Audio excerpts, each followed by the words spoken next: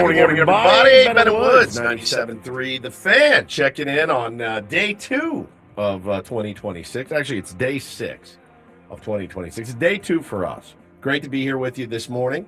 I'd say that yesterday was one of the better shows I can remember in a long time, but we did get through the show and text each other and go, all right, what do we do tomorrow? Best show of the year by far. Best show of the year, bar none, Paulie. Bar none about it. There's an echo. It's probably my fault. There we go. There we All go. good. All right, all fixed now. That's on me. I'll wear it. Day 2, no problem. I'm Woodsy. That's Paul Reindl. He's the executive producer of the program. Good morning, Paulie. Hey, how are you? Doing well. To my left, the chairman. Friendly neighborhood sports anchor, Benjamin Higgins. Good morning, sir. Good morning. Did I do a good job with my hair on television last night of trying not to look Like Chairman too Mao. much like Chairman Mao? Did you make a conscious effort? I did. Oh yeah. Did you? Every show I kind of went to the sink and like put a little water just and then smashed it down a little bit before I went on camera on every newscast. Nothing like being completely So spun a out. little self-aware, a little Spun out, self-conscious. Yeah. You did a great job last night. And Thanks. by a great job, I actually didn't enjoy it very much because there were no sexy stories for me to bite down on. I did like your story about the very expensive tuna that they sold. Big expensive tuna, like what was it, like $3 a million to $2 million tuna, one fish for over $3 million. Now it was like 500 and something pounds, so you're going to get a lot of ahi Okay, out of that thing. you're gonna get a lot of ahi. Are you gonna get more than $3.2 million? I just don't know. It's a weird. I can make 3.4 on this. Is it worth? I get that seared tuna app occasionally. Oh, You go to a yeah. nice restaurant, Oh. it's what, like $20, and you go, oh, it's pretty good. Like 5 strips of seared it's tuna. elite. And The they're little like with a dipping sauce. wasabi Oh. cream sauce. It's delicious. Can you sell enough of those to make up for a $3 million fish? They're though? like, what is your tuna nut? You're like 3.2. I just gotta cover my tuna nut right now. And it's $3.2 million. So get to slicing. Also, if I'm spending $3.2 million on something, I don't want to buy something that could spoil in like exactly 3 days. Get it out quick. Sell. Like, what in the world? So that was really the only. It's not one of those investments that you buy And and then you sit on, for a forget few you have years. it. Like exactly. Forget you have it. No, I invested in this tuna a few Hang on, years guys. ago. I got to go to my storage facility. Hang on. You're going to love this thing. They're like, it is a rotten fish. Yeah, but it costs $3 million. So I Stick it in a safety deposit box somewhere. Paulie, I'm watching it last night and I'm just waiting for his face, like the Epstein files again. I was like, please. Adolf Hitler. Yeah, Adolf Hitler. I was disappointed, but I thought you did a great job, which Thank you. again, you doing a great job there. Adolf Hitler. You doing a great job there doesn't give me anything. I need you to not do a great job if we need something for the radio program. So, but I thought you did Thank you. a great job. I Thank bet you. your It was a bosses smooth evening yesterday. I bought- coming back after a couple weeks off. It was nice to get back into the groove quickly. Yeah, for sure, man, for sure. And I had extolled the virtues yesterday on this program of my 7-year-old son, Bo, and his vomit control. Remember when I told you guys we were coming back from Arrowhead, and he was on his iPad in the back of the Ben bus, and he goes, Dad, I have to throw up, and he held it, and we opened the door on the side of the road. He pulled over, and then he felt fine. But great job. You talked Great about job. how Talked about it. as you get older, you get more vomit control. You can at least hold it for long enough to get out of the car or somewhere to not create a disaster. Yeah. Well, yesterday he was off again. He had that one extra day, as we talked about. He starts back to school this morning. Have a great day, buddy, if you're listening or watching. And he was with his Gaga, his grandmother, Grandma Susie, and he was in her new Sprinter van that she got. And he vomited in it from watching the iPad in the back of it. So ours was spared.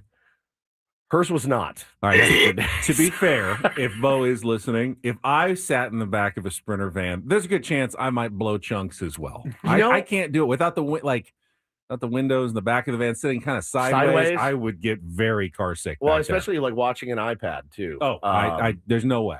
I never have gotten car sick in my life. I could read. Really? Well, never. I could. I couldn't now. do it. I can't. I can barely sit in the back seat of a car and not read. Used to. Yeah. I'm okay. I'm okay when I drive. I'm mostly okay in the front seat if I don't read anything. Back seat, not good. I used to not, and then Hannah drove to Arrowhead, and What I is was. it about the back seat? It is something about the back seat, but I was in the front seat going to Arrowhead, and I was like, I don't. A lot of curves on that road. Yeah, I was like, I don't Yeah. feel fantastic. And I'm looking out the window, get the window down, breathing in the mountain air. But car sickness is like something that's come to me later in life. When I was a kid, put me in the back seat, give me a book, give me the Hardy Boys or something. I'm ripping through it. No problem. I couldn't work with like a coloring book or reading or anything. I would get so sick. Just sit there, Yeah. right? Like, well, we didn't have Sucked. iPads or Game Boys or anything like that. So if you couldn't read in the back seat, you sat. You just sat, and you're like, cool. Counted the lines in the middle of the lanes. I spy with my good eye something green, right? Like just the word alphabet game. Oh, there's a B. The word. License plate game. Word had to start with that letter. That's the only way it counted. Nothing worse than when your kids want to play card games. There's just nothing worse. I do love being a parent. Slug bug. I do love being a parent. I do. I appreciate the highs and the lows, but the car game, license plate game and stuff, you're good. Just get on your iPad. Try your Game Boy. Here, I've got a Game Boy. You can use it. It drives me nuts. Yeah, I hated I the like I, to listen to I hated music, the I so. Spy game because you could tell instantly, like your sibling would pick something. You'd instantly go, "Oh, The sign. It's that windmill out there." No, that's not it. No, that's not it. You just changed. You changed it at the last second. Yeah, as Dominic says, now Ben just calls out restaurants that he sees, which is one of my wife does it a little bit too. She does it a little bit, not on the scale that you do, but she'll be like, "Oh, Combine them both, the alphabet game and the restaurant. And the restaurant game. Applebee's, Burger King, Culver's, Chili's." Yeah, yeah, 100%. But it was so I felt bad for him, but it's like the curse of the radio. You know, you mentioned what a great job he did, not vomiting, and then the day that you mention it, he vomits in the van, and I felt so. I mean, this Sprinter van's like 2 weeks old, so I texted her as, "I'm so sorry about your van because it's vomit. It's gonna smell like you're gonna have to get it professionally cleaned and whatnot." But as we wrapped up the show yesterday, I felt bad because I was kind of ripping on you guys, not ripping on you, but I couldn't get my head around the fact that neither of you guys have did any. You don't really believe in the resolutions, and I was driving home. I was like, maybe I was a little bit harsh, and we started texting about it because I don't listen. I don't want to turn into Greg Kinnear from Little Miss Sunshine, right? With his 5-point plan or whatever. Like I don't want to be that guy. And I find myself with my kids. Sometimes I'm like, you feel it coming on. I'm like, you're being Greg Kinnear right now, talking about writing your goals down and the 5-point plan and all this stuff. And I can get that way at times. So I didn't want to Kinnear you guys yesterday. And I feel like I did. But we started texting about resolutions and intentions. I think mine is more intention. Like I have a couple of intentions this year of like, I want to be better prepared. I want to be more well-read, things like that. So intentions I think are different than resolutions. I'm going to drop 30 pounds. Good luck. I really do wish you well in your journey. But I can see your point. Can I amend my statement from yesterday? It's not, and I think Paulie kind of agrees with me. It's not resolutions that I don't believe in. It's the calendar I don't believe in. Okay. Yeah. There is 9 steps. there is the construct of January 1st to December 31st. I mean, we're just spinning around the sun. Yeah. And every day is a new year. But you're just constantly circling. We decided sometime in the past arbitrarily January 1st is this new year. But every day is a new year. It's a new, you're in a new trip 1 year from the place you were the last year around the sun. That's the only actual construct we have. Otherwise, it's kind of random. So you're just picking with everybody else to decide, oh, January 1st. I guess that's the day I have to decide to improve my life. Like, has anybody ever said in November, you're like, man, I should probably start working out more. I'm going to wait until those New Year's resolutions. Like, I did see people saying, because the first Monday of the year was on the 5th. Right. So people were like, there's no way I'm starting anything on the 1st because there's a weekend coming up. I'm starting on Monday the 5th. So not to that scale. But yeah, I do, a lot of people do dry January. Yeah. Which I don't think is a resolution. It's more like, that's an intention. We did so many parties and stuff in December. It's good time to take a break. But if you had like a huge summer in like August, you went out, maybe you should do dry September. Correct. I mean, that's just a choice of life because it seems to work out well that way. Yeah. The 9-step plan was Greg Kinnear's bit in Little Miss Sunshine. Such a brilliant movie. But yeah, he has this 9-step program and he's selling his book. He's a motivational speaker. And but meanwhile, his life is horrible. Like he's talking about winners and losers, but he's a giant loser. That's kind of part of the point of that movie. So I didn't want to, Greg, I didn't want to Kinnear you guys, Little Miss Sunshine, but we were kind of talking about some things that Paulie came back with one, and he goes, well, it's weird because I thought about it after the show too, and I was like, was I a D yesterday? It was just we were kind of so split on it that I was like, are me and Ben crazy or is he crazy? Probably a little of both. And I go, you know what? Fine. I got a resolution for you. And it was a little bit tongue in cheek, but it's also very serious. And I said, I have a New Year's resolution if I must. If you must.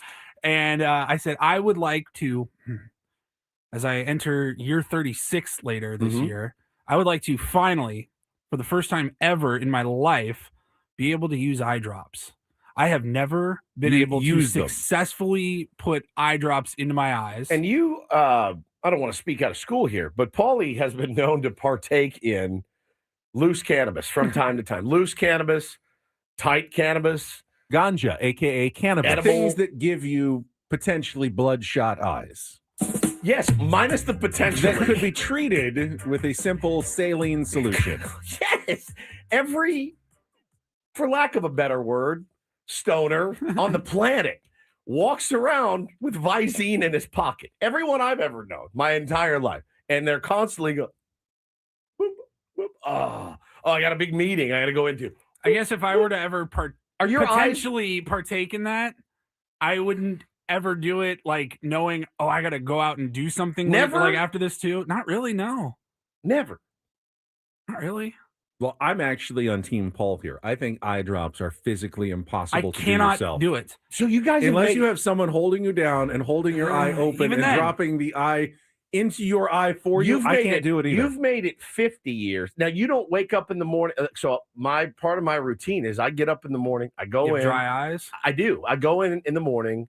I weigh myself first, and then I go straight to my drawer, and I go 1, 2, boom, and then I go do my stretches. That's like I can't do it. That's number 2 in the 9-step plan every day is the eye drops in the eyes. I cannot do it. My wife Megan has like held me down. I'm like sitting in a chair, and she'll just like pry my eyes open, and she goes, "Wow, you really cannot do this." So you never wore contacts. I've never worn contacts. You never wore contacts? No. I have a light prescription that is, as I get older, it's getting worse. Yeah, it's just going to get worse. I am due for an eye visit, and I know what's coming. You guys can't do this then. Like this. Don't do that. No, flip your eyelids. Flipping the eyelids that's disgusting. I can take my finger and rub it on my eye. I have no. You can touch your actual eyeball. Oh God. No problem. It freaks me out, dude. Bro, I used to wake up in the morning in college with those crusted contacts. It would be dangling from my eyelash. I'd take it, I'd put it in my mouth, and then I would go in to moisten it, and then I would put it back in my eye to get. I don't think that's. I don't get on the train and go home. That's not hygienic at all. I dip it in anything. You just got to get it. Got to get it wet. And so anything that I had handy just to get back to my place, put in, give it a fresh cleaning or whatever. But I was concerned probably 2-ish years ago. I had to go get a new license. I had to get a new picture taken at the DMV. Those last 2 lines of the vision test, you're like rolling the dice. Because I do have, like I said, I have glasses. I've worn them in the past. I don't typically wear them a ton. It's kind of if I do choose to wear them, if I wake up and I need the glasses, I'm committing to the day. I cannot take them off after that. Yeah. My eyes adjust. I think F is always a good solid guess. Yeah. P, with a T or an F. He's like, The guy the guy literally was like, "What was that last one again?" I'm like, "What did I say? F, obviously, is what I meant." So I'm like, "Okay, It's a P, clearly. So knowing I'm due for an optometrist appointment later this year, I don't even know when I need my next driver's license photo, but I know I'm going to be having to wear glasses or contacts in it. And I go, I need to start learning how to I got to start with eye drops first. Yeah, because you're gonna probably have to get contacts. I got LASIK 15 years ago. It was my very first radio endorsement with Dr. Sandy T. Feldman, Clearview Eye and Laser Medical Center. And you want to talk about a rebirth. I woke up it's not the best. It's not your favorite day. It's not as bad as the colonoscopy pregame.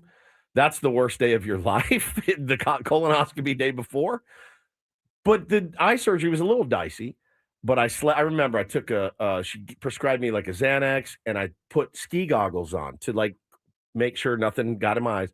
And I slept in ski goggles. I woke up and I opened my eyes and I went, oh my God. And I went and played a baseball game that day, 2 days later. And I remember playing in the outfield and was like, this must be what it's like. It was 2015 vision. I was like, wow, this is unbelievable. Now, 15 years has gone by. My eyes aren't great anymore. I have to wear readers now. You know, you always see them here. You see me taking them on and off all the time. There's 7 pairs at Adam's desk. 7 pairs at Adam's desk. If you want, yeah. Is there a way to go back and do like a tune-up? I think so. Is there? Because I'd like to go get tuned up. I didn't know that was something that, for lack of a better term, wears off. Yeah, it does. Yeah. It does. It's unfortunate because I would do anything. I'd pay any amount to have you feel like if you're 15 the rest of my life. Yeah, it was unreal. Like you're paying money, you're going through surgery, and having a laser shined at your eye. You get a hip replacement, they may need to do it again in 15 years or whatever. So it's been I had a good run of about 13 years of like I got 2015 vision. Playing baseball like with crystal clear vision was like there was nothing like it. I mean, eventually you're gonna fall apart. There's not much you can do. Everybody at some falls point. apart. But I wanted to. I think that's a really not an easy resolution because it obviously bothers you guys, but I carry around with me, just so happens, a couple of different levels of eye drop. It ain't gonna happen. This is Visine Allergy Eye Relief Multi-Action. I'm gonna be honest with you guys. This one stinks. I definitely don't want that. This one stinks. Now this is Blink Dry Eye. It could be water. It's not gonna make a difference. It's not getting in my eyeball. This is for little kids. Okay, this is a lollipop. As far as eye drops, because it's not the content. I think I found this. I think I found this on the street. It could be Johnny Walker Blue. It doesn't matter. You can hold it over your eye. You can open your eye. You can squeeze, and at the last second, I'm closing my eye or close your eyes and move, and it'll just run down the side of your face. Now that's what happened when I tried. You've seen the stuff that I carry in my baseball bag. The stuff that I buy. It's like a pharmacy. The stuff I carry from Japan. The eye drops I get from Japan. They cost a lot more. They were recommended to me by former Padre great Damian Jackson. He goes, you got to get these, Woodsy. You got to get them. You got to get them. You got to get them. He goes, you will be able to say, the ball's coming in, and you're like, oh, hello, Mr. Commissioner. You can read his name. So I got him. When you put them in your eye, sulfuric acid, but you hold your eyes shut, you clench your taint, and you go, 5, 4, 3, 2, 1. You open your eyes. You're like, heaven. It's pure heaven. The burn. Then you get used to the burn, and you kind of start to like it a little bit. What is it burning off? It your cornea. It's your cornea. Exactly. Yeah. It's burning off your cornea. It's like you're damaging something. Wasabi eye drops. Dominic says they burn. It's like straight gasoline. When I left the SEALs, when I retired from the SEALs, the gift that the trainers gave me was a bottle of caffeine-infused gasoline eye drops from Japan. It's all in Japanese. They're like, Woodsy, because I would go in at halftime and be like, I'm dying. I'd go in and use the stuff. It sears your eyes, sears it.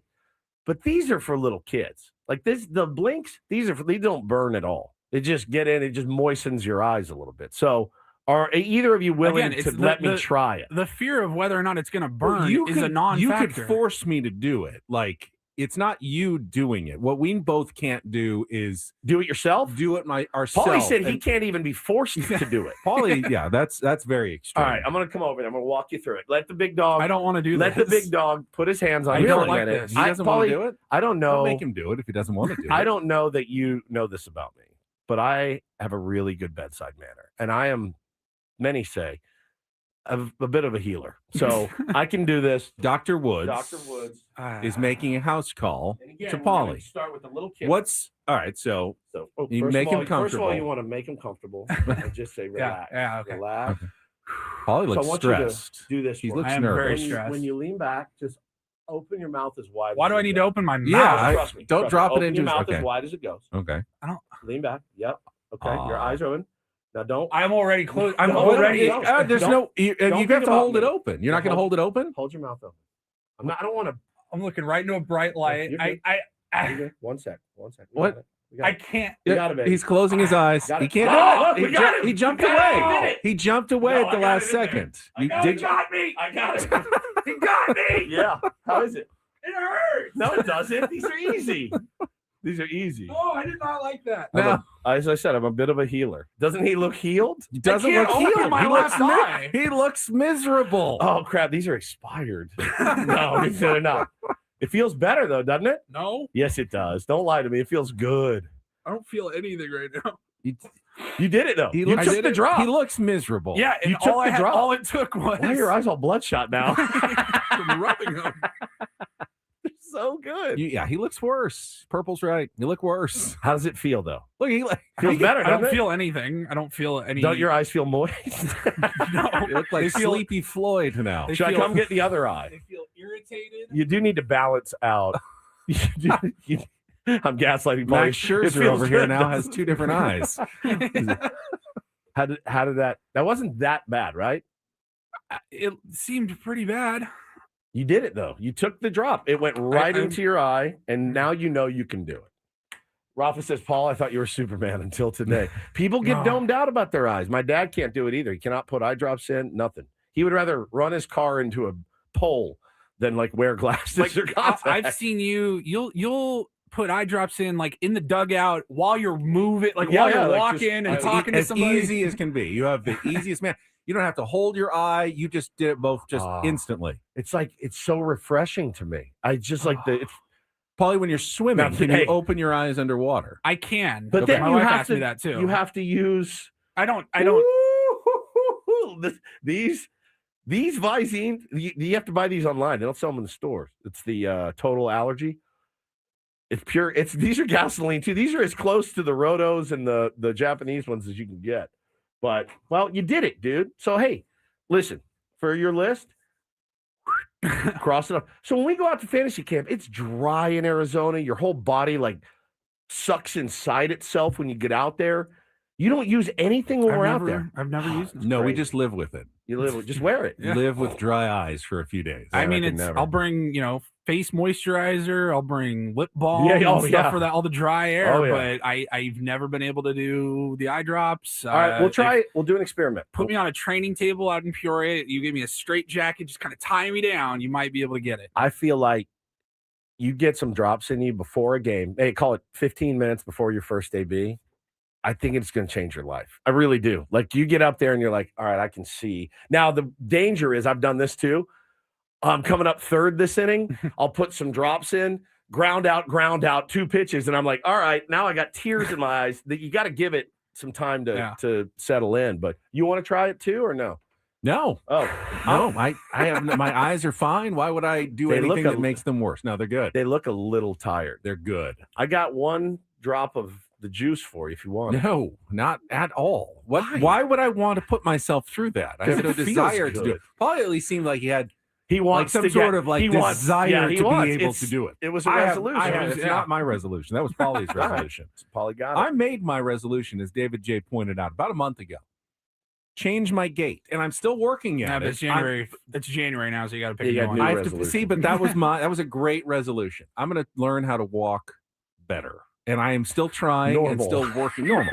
I'm going to walk like a normal person. That was a great resolution, and I'm still working on it. I'm We not were- quite there yet, but this I'm working is- on it. We were meeting for breakfast New Year's Eve, Was it New Year's Eve or New Year's Day? New Year's Eve morning. New Year's Eve morning. Yeah. So I park. No, I'm sitting at the table. I'm early and I'm waiting. And I look up down the street. And here he came, and he was back to his old ways. Yep. So I got up. I walked. I saw you. I saw this interaction him. as I pulled up. I walked towards him, and I put my chest out, and he goes, "Oh!" And then he fixed it, and he goes, "I just got lost in my own thoughts," because he was lurching down the street. I pulled up. There were 4 spots wide open. It was early, so I had a perfect view, and I saw you stand up. I saw you walking over, and I saw you guys start to work on the walk. Yeah, he was. There's my guy. He was getting it, dude. Like, and I go, "Hey!" And he goes, "Oh!" And then he fixed I still have to it catch. right I up. still have to catch myself, but I work at it every single day. I'm so proud of Try you. to turn Now, it Paulie, into will a you habit. do like an eye drop a day, like to work on your game? Like he's working on his every day? No? I think you'll. Thing is, maybe like once a week. We'll start. Get addicted to it, man. I don't I'm know. a drop dealer, is what I am. I'm a drop dealer, as SD Brothers say. You have golfed since you started to improve your gait. Have you walked a course since you've started to improve your gait? Yes. When I was noticed? walking the goat last week, I was thinking about it from time to time because I got the big golf bag, big heavy backpack, and I'm wondering. You're tired. You're gonna hunch over. Yeah, I mean, you're walking up a hill too. I felt like this is not the greatest spot to be working on the gait, even though I'm doing a lot of walking. So I just kind of let myself think about golf and not walking so much. Yeah, you don't want to get out of your game. Yeah, I'm worrying about how you're walking. And I with played your- well on Saturday. Yeah, you did. Oh, yeah. You were very happy I about was that. very round. happy with that one. Well, All right, hey, listen, I just want to say I'm proud of both of you guys. Facing your fears, making some changes. We're all doing it. Good job, Paulie. Everybody out You there. took a drop. Everybody out there, too, pick something. No matter how small, trivial it is. I say this all the time. Pat yourself on the back because nobody else does, right? That's for every little win you get. Pat yourself on the back. It's okay. It's okay to pat yourself on the back. The irony here, of course, is that our little sound clips that we play on the show and radio, they're called drops. Paulie is the master of the drops. And I now, like sandwiches out there, but he can't take drops. It's weird. That's so weird. Yeah, the drop master, but not really. You're not supposed to try your own supply. Don't get high on your own supply ever, dude. All right, we need to get going. That's we'll set you. the menu for the show when we come back. Tuesday edition of Ben and Woods is underway. Cannabis. Get some traffic check from Kelly Danick here on San Diego's #1 sports station, 97.3 The Fan.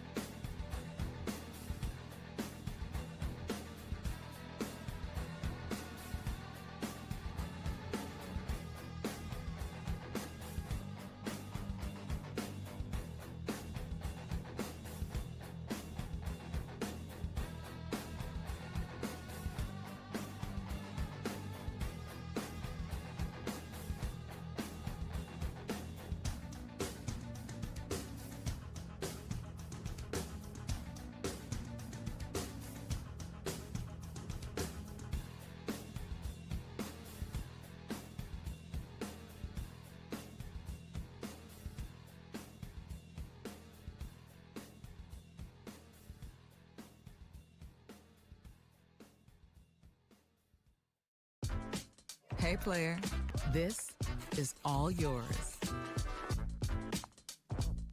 This room with this view. This speakeasy with this cocktail. Hey, could you make that too? The spa with this. Ah. And this pool on this roof. This is all for you. The all-new Hamul Casino Resort, now open.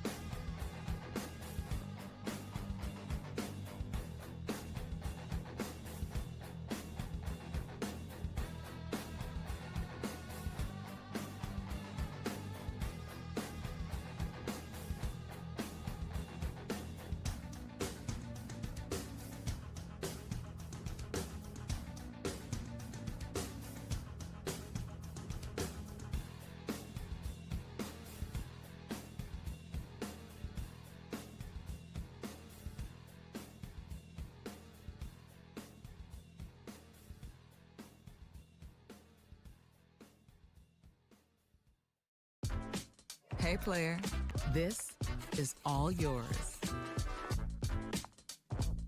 This room with this view.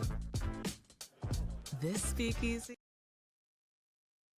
When you get a Christmas present, do you feel sometimes an obligation then to like use it or maybe wear it just to make the other person who gave it to you happy? Well, typically for me lately, I've been getting Christmas presents, and then the person that gave it to me, they took it back, and I didn't get it. So I don't know, really. I don't know how to answer your question properly because this guy gave me a gift, and then the thing didn't happen, and then he just took the money back. So I don't. That reminds me. Yeah. Give me the album back too.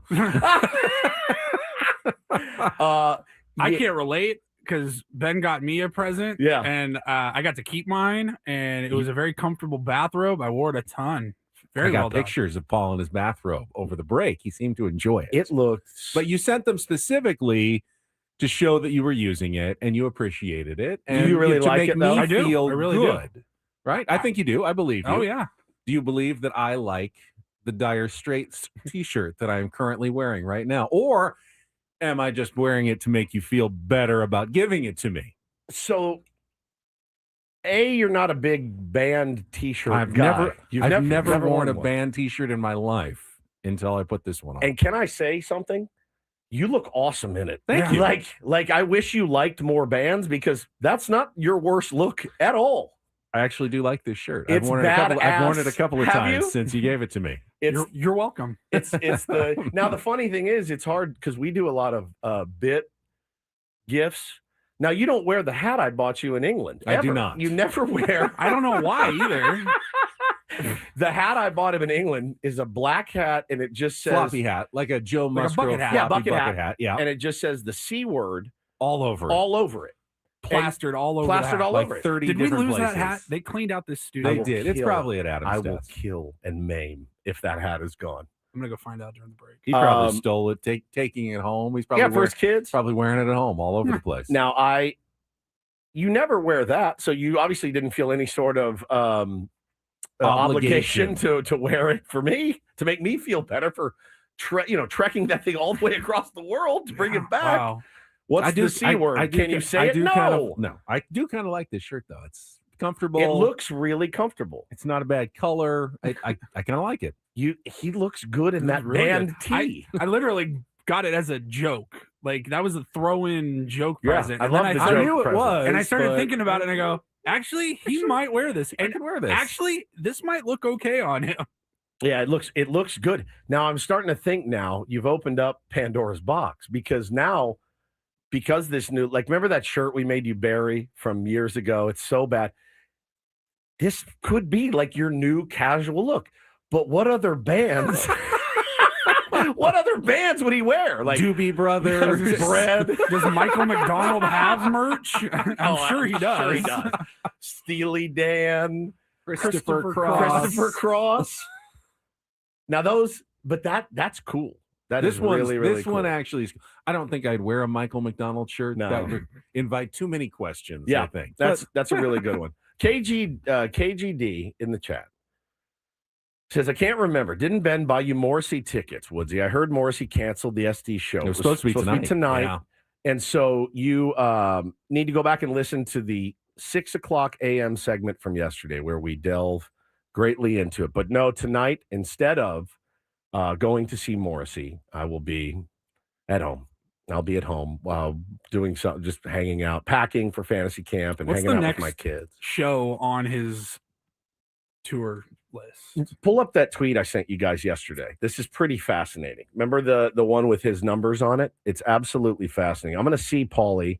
San Antonio on January 10th. That's 4 days from now. Any chance he makes that one? I'm going to say yes. Oklahoma City on the 13th.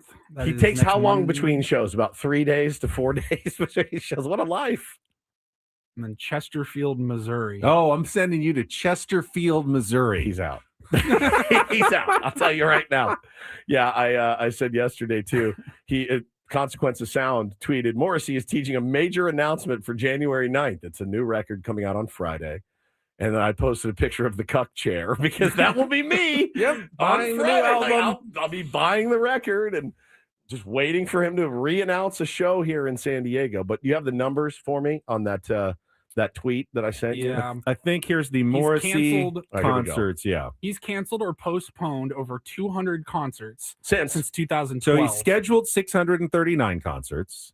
He's played 449 concerts, which is a total of 111 canceled and 100 postponed. Wow. Overall completion rate, 70%. He's a C- student when it comes to actually completing his concert. maybe that's why I like him so much. I too I too was a C- student. So I think that's why I'm okay with whatever he chooses to do. He's written so many of the songs that define me as a human that I'm like, I'm okay. Like I'm bummed that I don't get to go see him tonight. I was going to go with our pal Craig. Sorry, my pal Craig. Craig has unfollowed you on Twitter, by the way. Just so you know. Just after I called him out once for his Aztecs take on me. Our pal Craig, he loves you. He texted me and he goes, I was dying when I heard the segment yesterday. One of our friends, Craig, hates the way Ben covers the San Diego State Aztecs. He hates it. And he said, I was dying. He goes, actually, you said I like to drink a few ciders. I haven't had a drink since October. I said, well, congratulations. So that was a sober tweet. It was a sober tweet. He got you. And he goes, I figured out the solution. I'm just going to unfollow Ben for basketball season. He goes, I love his Padres takes, but he does not like you being hard on his Aztecs. I like that he's a positive guy, and he made me think, at least. I hate your Padres takes way more than I hate your Aztecs takes. Way more. I get mad. I want to unfollow you. Yes. You can unfollow me during baseball season then and come back for basketball season. I hate your Padres takes.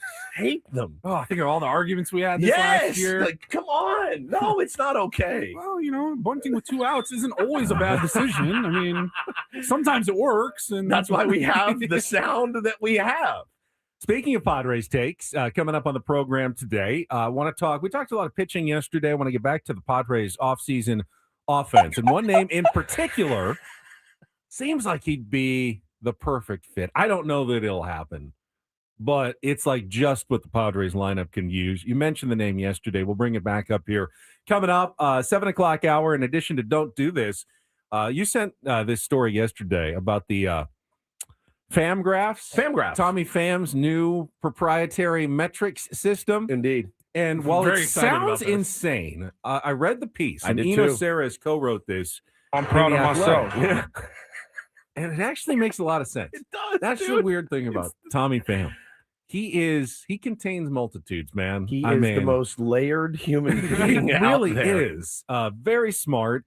And he made some really good points about where he thinks some of the advanced metrics fall short in measuring especially offensive baseball players and their abilities. And we'll talk about Eno's piece coming up in the 7 o'clock hour. In our 8 o'clock hour, finally, our first guest of the year, Craig Elsten, will join us on our David P. Shapiro fan hotline at 8:35, and we'll talk to Craig about what's gone on over the holidays, get his thoughts on the Padres' moves in the offseason. David P. Shapiro, criminal defense attorneys, helping good people regain control of their future when charged with a crime since 2010.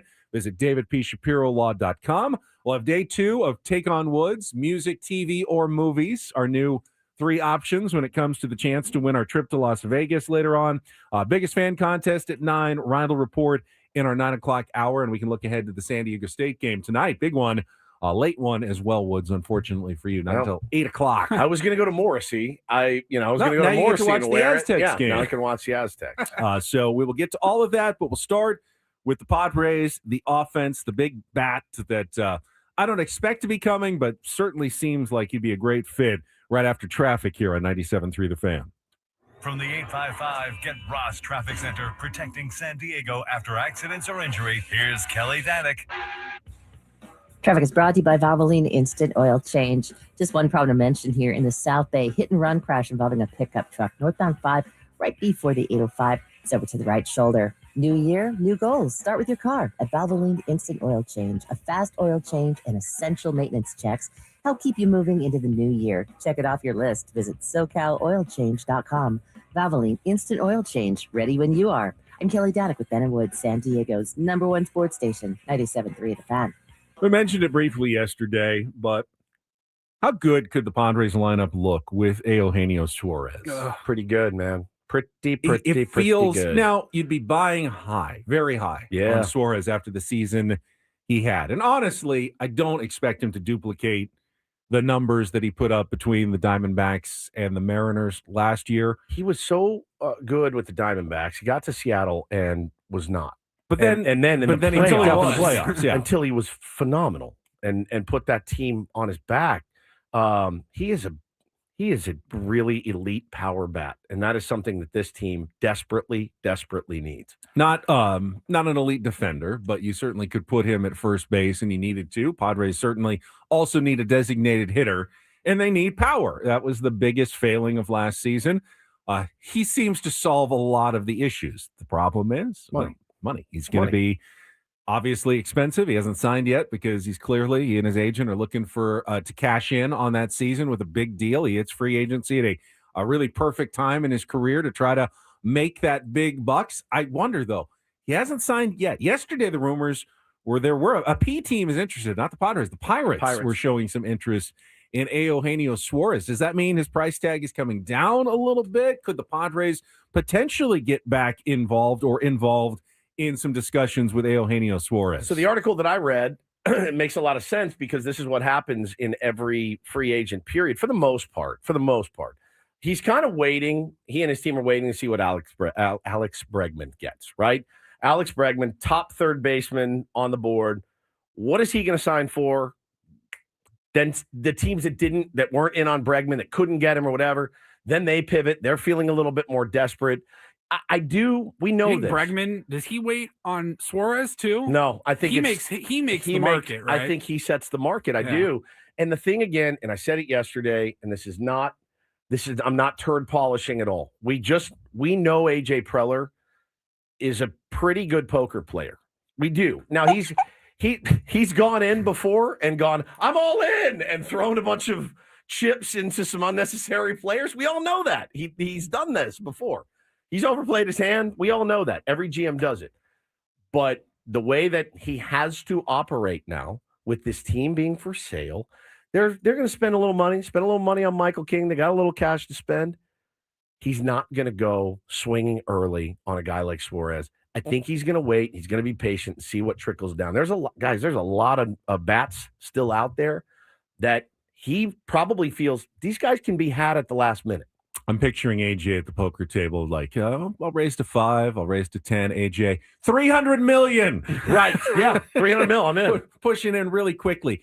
The argument that I've heard, though, is that if you haven't signed yet, generally the biggest deals come early in. Now, there are some exceptions, like when Manny Machado signed with the Padres, came right at the start of spring training, essentially. But the biggest deals usually come early in the offseason. And if you haven't signed yet, you may have to pivot around. Kyle Tucker may be thinking about this. Alex Bregman may be thinking about a shorter term, a higher AAV deal that is not the $400+ million that Kyle Tucker was looking for to set the market, that Alex Bregman may not get what he thought he was getting. And if that happens, perhaps the price tag for Eugenio Suarez comes down a little bit as the offseason rolls on and we get closer to spring training as well.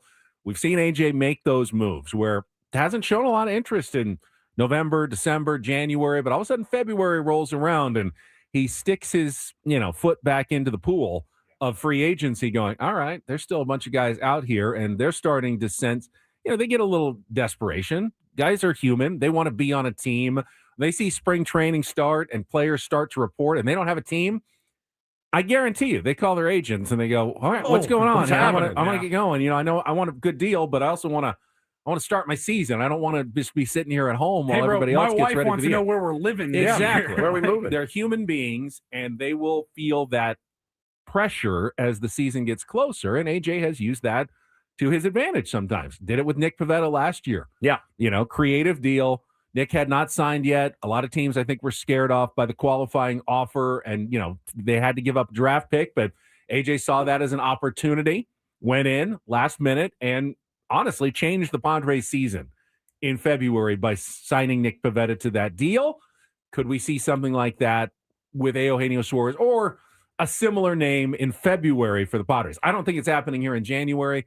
I think February would be the time for a deal like that if he still hasn't signed. And I do think you do need to brace yourself for the possibility that they're like, we're okay. We got, Luis Campusano is going to get a fair shake. Gavin Sheets is going to be the DH against right-handers. Campy will do it against left-handers. Crony's going to play first. Moon will play. Is it? Yeah, no. What's his name? Soon. We'll play second base sometimes. Crony will slide over. Gavin will play first. There's a very distinct possibility that the San Diego Padres are done. I would not like that. No, I wouldn't either. I'm just saying, better brace yourself. I did read something. It might have been Matt Fryer's. I can't remember where it was actually, but they said something to the effect of potentially, giving guys like Tirso Ornelas another shot, using some of these guys that you do have down there and saying, let's give them a full spring training on the major league squad and let's see what they do. Okay. Again, let's beat this dead horse. It's never bad to see what it's you not. have. It's not bad to see what you have. Like, think about last year. I saw these they guys. had a horrible offense last year, and they haven't done much to improve. But they won offense. 90 games last year. They did when they got Laureano and they got for me. And that's the dead horse that I'm going to beat. It's going to look different August 1st. They also lost O'Hearn, though, so like your home run numbers are already down. He wasn't on the team at the start of last year when your offense was terrible either. So I'm comparing the start of last season to the start of this year. The start of this year. They're already better off. And we're already better off. No, there's nobody on the planet that would disagree. Well, yes, I think it's more appropriate to compare to how last year ended rather than how last year began. If we're comparing teams, how does the opening day roster look compared to how the team ended last year? Are they better or worse? I don't think we know right now. But offensively, they've only lost guys. Well, let's continue this discussion. Yeah, let's keep it going. Because how did they end? Obviously with a loss to the Cubs, right. But were they in a good spot or a bad spot going out of last year? That's coming up next on The Fan.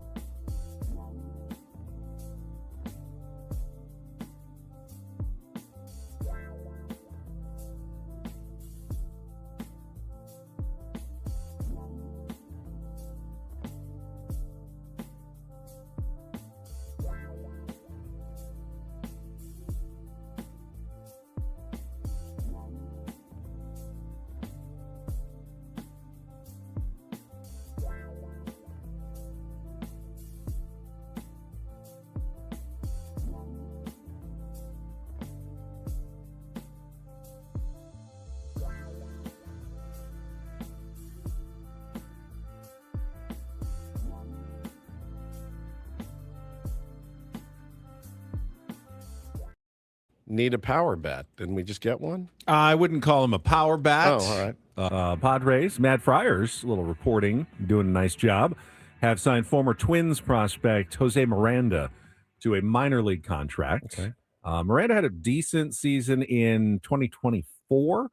He hit 284, 9 homers, 1.7 WAR, then fell off the map again last year, spent most of it struggling in AAA. So minor league deal. Sounds like a Padre already. Organizational depth for the San Diego Padres. Quiet move, but a move that was made this morning. I think Paulie asked a fascinating question, though, because I agree with you, Woods, 100%. Padres, even without Dylan Cease, are better off than they were at the start of last season. Yes. Going into this season. If you go opening day roster this year to last year's made my stomach turn a little bit with the Yuli Gurriel, Hayward, and Connor Joe. I love Connor, but yeah, we had a left field platoon issue to start the year. We have our left fielder now. I mean, has our catching drastically improved, or has it improved? Yes, it's improved. Well, I think it's drastically improved. Could it still improve even more? Yes. Sure. Freddie Fermin's not an all-star, but he's way better than the combo of Martin, Maldonado, and and Elias Diaz at the start of last year, and no, Luis Camposano at all, essentially. So, and we don't have a first baseman. You've gotten you still have Gavin Sheets, or you don't have a DH, but you didn't really have much of a DH last year going into the year either. You didn't know what you had with Gavin Sheets. You had a player to slot in, though. I mean, yeah. I mean, I think in my mind, you're better off now than you were at the start. The question is, how much worse or better are you than you were at the end of last season? And how good were you at the end of last season? Clearly, the Padres weren't good enough to advance out of the wild card round of the playoffs. Now, they came close, 3 close games against the Cubs, had a chance in the 9th inning of that last game. Call went against them. You can't rewrite history, but it's not like they were getting blown out of the water, but they weren't scoring enough runs at the end of the season.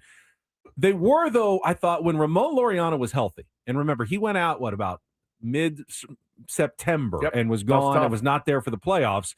They took a big dip again. That not having Laureano changed. I thought the team was pretty good with Laureano offensively from the trade deadline until he got hurt. They were rolling around. I mean, they weren't a powerhouse offensively, but they were solid enough, I thought, to make a run in the playoffs. We get by the Cubs, in my opinion, if Ramon Laureano's healthy. I agree. We get by the Cubs. And I can't speak to what happens in the next round against the Brewers or whoever. I can't. But I think we get past the Cubs with Laureano there. So we're worse. We're worse today than we were at the end of last season, in my opinion, roster-wise, because we've lost guys and we've only added really, Michael King, essentially, who was there. He started or pitched them in that game. So I just, listen, and Joe Musgrove, you're kind of adding as well for this coming season. You're adding. Losing Darvish, technically. Yeah. He pitched a little bit last year. He pitched in that last game. Yep.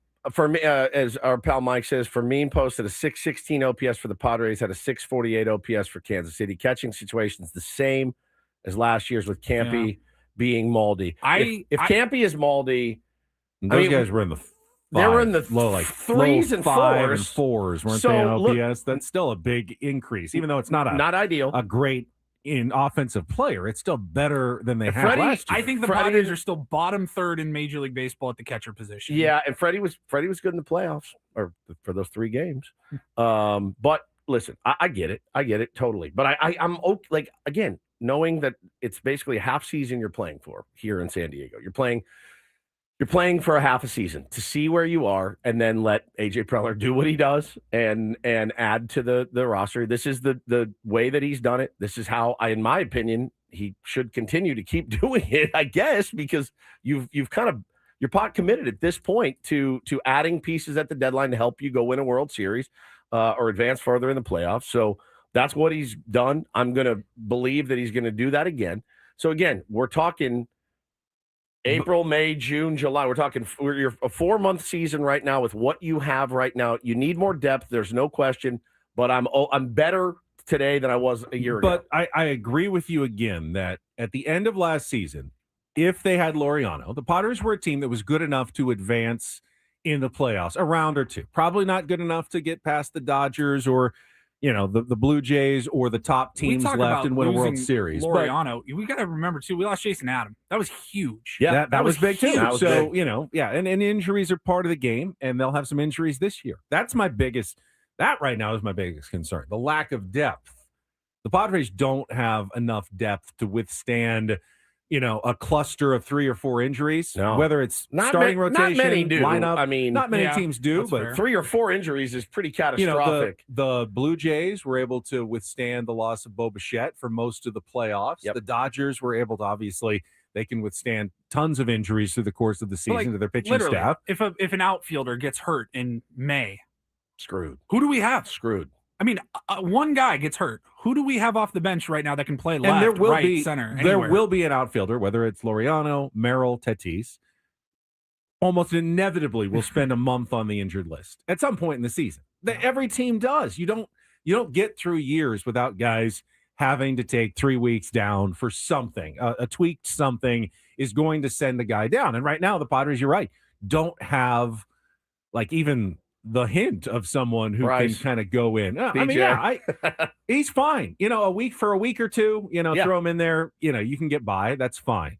But you're really pressing your depth even beyond that. What is there? Not a ton. No, I mean, again, Craig Stammen's got his work cut out for him, as every manager does. But I just don't know what kind of financial situation they're operating from right now. I really don't.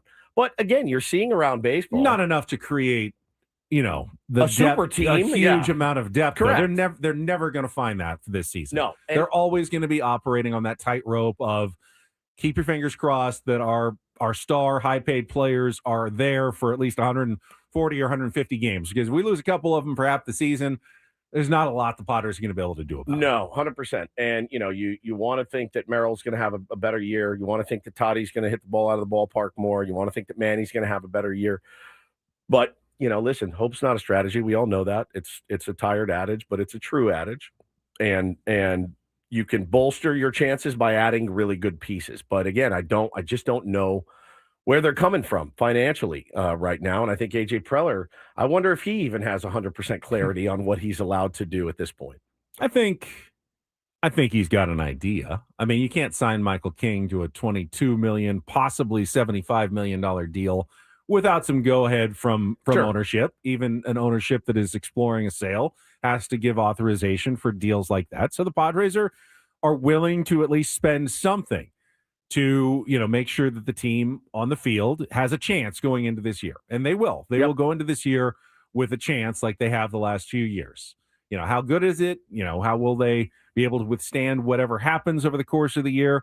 We'll find out. And, they'll need, to go deep this year, the Padres will need to develop some of their minor leaguers into tradable commodities. So AJ can work his magic when fill the spots that he needs to fill in July in the middle of the season, because right now you don't see a ton of that, but he usually does. He usually is able to get a few guys that are attractive enough that he can pull off deals later in the year. So, we will see. We will see. I'm not expecting a hugely busy next couple of weeks by the Padres, though. The one thing that I'm waiting on is, will there still be a trade That's what I that was going to say clears out some money to give you the opportunity to go out and sign someone else you might need? That's something that I still think could happen at some point. I just don't know who it would be that they are looking at. We hear the Jake Cronenworth's name pop up a few times, but that doesn't clear a ton of money to go out and play in the deep end of the free agent pool. No, not at all. Not at all. Not at all. Will be interesting. It could clear enough. Maybe they have some that we don't know about or whatever, and maybe that's a move. A move like that is something that could push it over the edge and get them just to where they need to be. I don't know. But again, you lose Croney, you're losing a guy that can play a couple different positions for you. Left-handed bat. It's fill something, but now we got another spot to fill at this point. Yeah. So again, my original point was, don't be surprised if they don't do anything else until trade deadline. Don't be surprised. They're I think Campy's going to get a fair shake. He's going to get more than 21 ABs to prove himself with Craig Stammen. I think probably more as a DH. Yeah, probably more as a DH. Maybe as a backup catcher. Or a first baseman. Whatever. Whatever. Work him in. Figure it out. Who's catcher number 3 in the organization right now? Blake Hunt. Yeah, Blake Hunt. They signed him over the break, I think. Like, I'm very curious to see what Craig Stammen plans to do with Campisano. I think that's a huge question. Steve says Song replaces Cronenworth. All reports on Song is that he's more of a utility guy. He's going to spell Manny some at third. He's going to spell maybe Croney at second. Xander. I don't think he's an everyday player yet, but he could develop into that.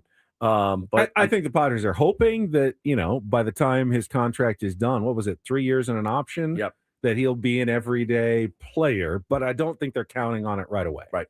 They're not going to say no chance, that we're not going to give you the opportunity. If he comes in and, he plays really well in spring training, sure, they can find a spot for him and maybe they make a move then. They'll go, oh, this guy's better than we even thought. Maybe we do have the ability to trade a Jake Cronenworth. But I don't think they're confident enough in Sun Moon Sung yet to say we can go ahead and feel we're good at second base or we're good at first base because we can just plug him and play him this year. Cab Share in the chat says the Campy experience should be over at this point. I was on that train for a while, Cab Share, and then why was I? No. Why should the Campy experience be over? I think every GM is probably guilty at some point of saying, I'm still going to be bullish on this player. AJ Preller did that with Adrian Morejon, and I'm so glad that he did, right? Adrian Morejon, by all accounts, was, I wouldn't go so far as to say a bust, but he could not find the role for him until this year, and he became one of the best left-handed relievers in baseball, if not the best left-handed reliever in baseball, an integral part of this team's success. Campy was Crash Davis down in AAA. I mean, he just couldn't get him out, hit a bunch of bombs, slugged his ass off. He makes $1 million. Why not give him a fair shake? One more time, run it back, see what happens, give him a fair shake, let him know. There was obviously a disconnect between him and Mike Schilt. Everybody knows that, but AJ believes in him. If AJ believes in him, they're going to give him another shot, and we'll see if he can rise to the challenge. For $1 million, in that specific comparison, I mean, I guess I would push back and just say, like, Morejon, the way they, like a pitcher, they were trying to use him as a starter, middle relief, late relief, high leverage, low leverage. There were a lot of different lanes for them to try with him until they finally figured it out here. And I'm sure it was more than just when he appeared in a game. He obviously put in a ton of work. Morejon has. Campisano, like, he's a backup catcher. There's really only one lane. It's, can you get up there and hit when we need you to? Can you hit? And so far, he has not. Well, he has. He has minor league level. He has here at the big league level. And he did hit. Mostly at the big league level, he hasn't. But I look back at 2023. Yeah. He had 174 plate appearances. That's not nothing. That's not a full season, but that's not nothing. He had 319 with an 847 OPS. Take that. I mean, he's done it. It was for a couple of months he did it, but he has hit big league pitching. The rest of the career on the big league level, obviously he's done nothing. But he continues to hit in the minor leagues. He's done it before in the big leagues. I don't think you give up on someone like that. Let him swing it, man. Let him swing it against lefties. Another chance. Let him swing it against lefties and see what he does. And if it doesn't work, then it's $1 million, man. It's $1 million. He's got, I'm sure, some confidence issues.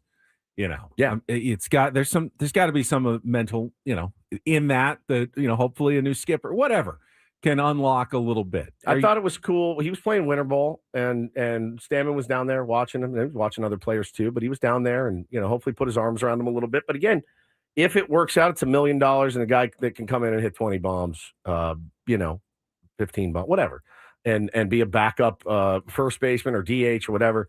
For $1 million, why not? Why not give him one more shot? So you'd hate to see him go to the Brewers and unlock something, or the Blue Jays or something, and the Yankees, and go in and start hitting. He wasn't just good at AAA. He was fantastic. He was one of the best hitters at AAA. Yeah, we all know PCL numbers. They don't count. Of course, but you're still better than everybody else down there. A lot of those guys come up and do perform on the big league level. Somebody made the point Ben yesterday. Could get a couple of knocks at the PCL. Right. I saw people, but most guys can't hit what he did. Even at the AAA level. I saw people talking yesterday, like, think about this team last year that did win 90 games, and you gave Trenton Brooks consistent ABs. I mean, consistent ABs. Jay Hay took consistent ABs.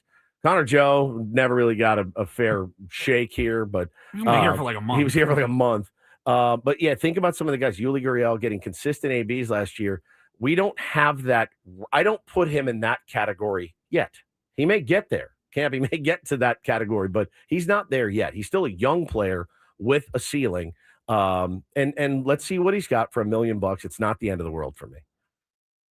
Well, the Padres, I don't know. I feel like where they're at and what their goals are and where they're trying to go, it's not really a time for experiments, another extra chances, another chance. Well, I'd argue this is the perfect time because that's kind of what we have. I think an experiment is taking someone who like Yuli Gurriel and Jason Hayward and Connor Joe. More of an experiment. Luis Campusano has been in your organization, in your system for years. Yep. You know more about him than anybody else does out there. There's a reason that AJ is bullish on him. And there was a reason that Bob Melvin and Mike Schilt didn't play him.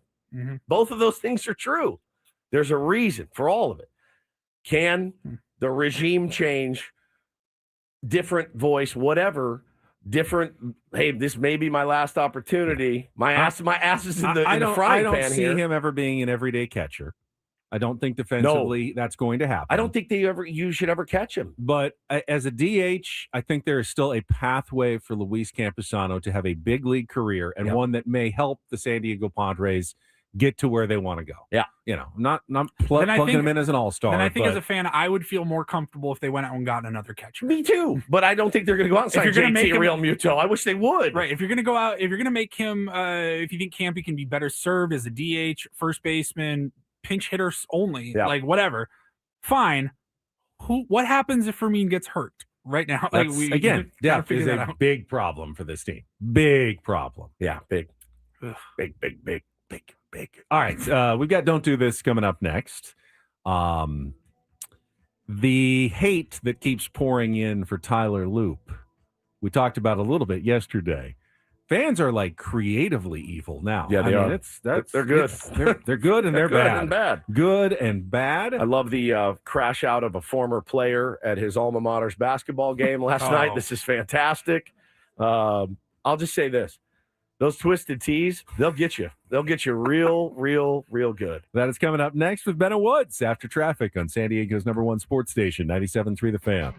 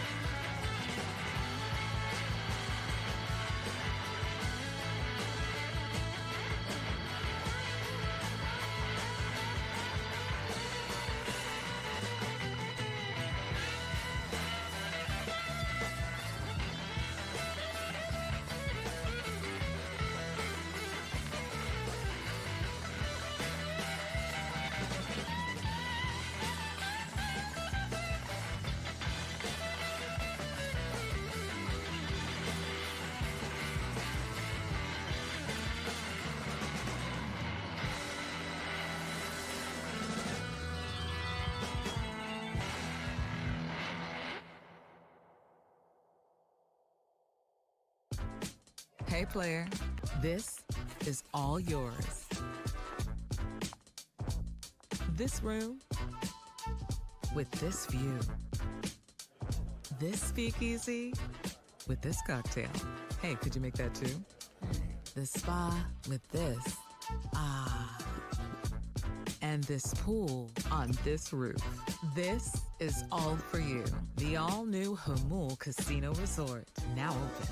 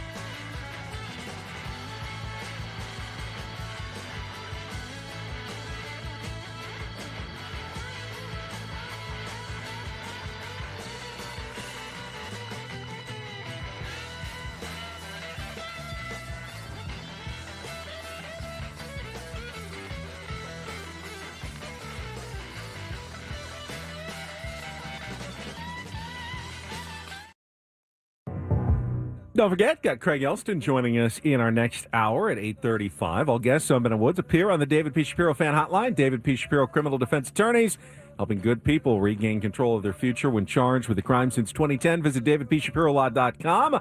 First, though, time for DDT, and I will get us started. Fans, you are the worst. You're also creative, but you're the worst. We talked about Tyler Loop already getting some social media hate yesterday from people after he missed the field goal that would have sent the Baltimore Ravens to the playoffs. His first miss inside 50 yards all year, rookie kicker. And like most smart professional athletes nowadays, he has a very limited social media profile. He's not active on X, hasn't posted anything on Instagram for months, but he did way back last March pin a post from his girlfriend, then girlfriend, now fiance, announcing their engagement to be married. And that was the only opening that you trolls needed, because that post was then the one that everyone decided to send all the Tyler Loop hate at, saying you're worse than 9/11. Oh my I mean, God. just the absolute worst. But the fact that they had to go back 10 months to find a sweet post announcing his engagement just to send him social media garbage is quite creative. I will give them that. And that's all. My favorite part is this. It's not that creative. I see. They scrolled down. Yeah, that's good. I do see this take a lot, and I vehemently disagree with it. This, ready? Psh, comes with the territory. No, it doesn't. It does not come with the territory. No. It does not. It should not. Unfortunately, it does. But it should not come with criticism. The territory. Comes with the territory. Of course, and he's going to get that. Yeah. He's going to get criticism. But death threats, I'm going to kill you, it's absurd. We're beyond absurdity at this point. But it comes with the territory. They're rich. They get to. He's a kicker. He's a 24-year-old kicker. He's not rolling in cash. It means a lot to him. He was really good this year. He missed a kick, and it cost his team a playoff shot. It shouldn't come with the territory. He owned up to it too. Yeah, he did. He said he talked to the media after. I knew I missed it as soon as I hit it. I missed it. I just, plant hit, and I just knew it came off my foot wrong. The worst feeling on the planet. It's got to be. I know that feeling as a golfer. I know it as a human. Like I did not hit that well. I know it as a human being, a father, a husband, a friend. I know it. You missed it. You blew it. Like Orion Kirkering, like that's such a routine. Like it was a lob. Just lob the ball to home plate like you've done a million times. That's different. Like kicking a field goal is hard. Really hard, man. Like those goalposts are narrow. Hitting any golf shot is hard to do. By the way, they looked this big when he lined up for that kick. Those goalposts was like I've got to thread a needle at that point. But I feel terrible for him. He'll be okay. I loved the shot of Harbaugh walking him back to the locker room with his arm around him. That's what a good coach does. Got him. I'm sure they were disappointed. I know they were disappointed. They should be disappointed. But, again, it's one of those things where it's like he helped get you there. He'll probably be better for it. 100%. All right, I know what it feels like. Yeah, now I know what it feels like. Now I want to live that again. And he obviously was a good kicker. He was very solid all season long. But you've never been in that situation. Most guys haven't, where one kick determines a playoff, the course of your entire team's playoff destiny. It's an unenviable position to be in. Yeah, correct. This is pretty interesting story. So they had an odd moment last night. USC was taking on Michigan State in college basketball, and you saw the ref kind of stop down, walk over to Tom Izzo, and speak to him. Then you saw Tom Izzo. Well, we've got the audio for you. I'll play that. Yes. We've got a whistle, and a fan has been pointed out in the crowd. I believe a fan was a little too aggressive. And somebody's getting I think he's going to get to leave. Yeah. Ejected. Jeffrey Anderson is over talking with Tom Izzo, and now Tom Izzo is looking at the fans saying, "What are you doing? Arms out. What the F are you doing? What are you doing?" The double yell. But it wasn't just some random fan. It wasn't. It was former Michigan State Spartan Paul Davis that was sitting 3 rows up, sucking down a twisted tea, the alcoholic tea beverage, and he was giving it to the ref, and he got run, and his former coach giving him the double arms out going, "What the F are you doing? What are you doing?" It was almost like the ref walked over to talk to Izzo to let him know what was going on. And it was almost like there was a light bulb goes off in Tom Izzo's eye. He goes, "Wait, one of my former players." You think the ref knew? Maybe. Because Izzo knew right away. The guy stood up. He looked over, knew exactly. Paul Davis stood up, put his hands on his chest, like, "My bad." And Izzo goes, boom, and pointed to the exit. Go. So here's Izzo after the game. I love Paul Davis. I really do. He's one of my favorite guys. He's always calling and doing things, but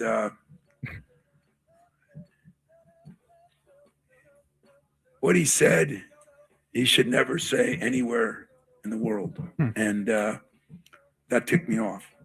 So just because it's 20 years later, I'm going to have to call him tomorrow and tell him what I thought of it. And you know what he'll say? "I screwed up, coach. I'm sorry." So he kind of got after the official, and he was 150% wrong.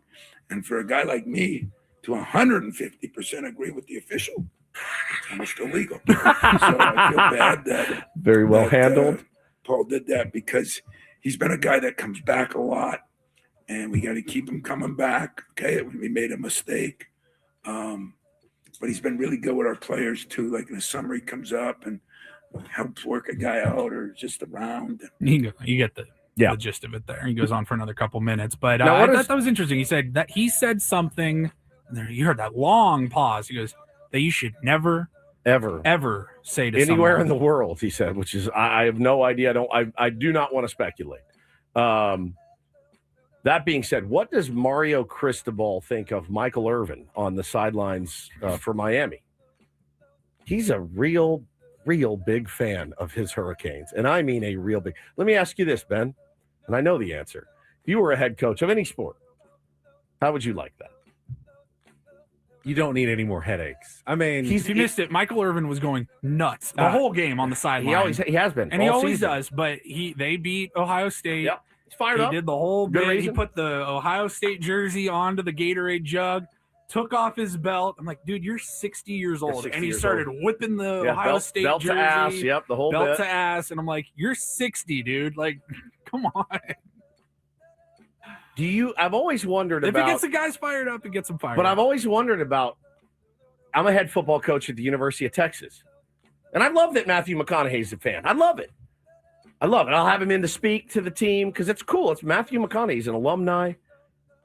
But when he's up and down the sidelines running around, does it bother you? Because it kind of bothers me. I think if you're a coach, you want as many famous, notable fans as possible, and you want them at as many games as possible, and you want them in the to suite. stand Are you quietly ready to and just be bless the seen mood? and not do anything else. Are you ready to bless the mood? I need some help, please. I need some help, please.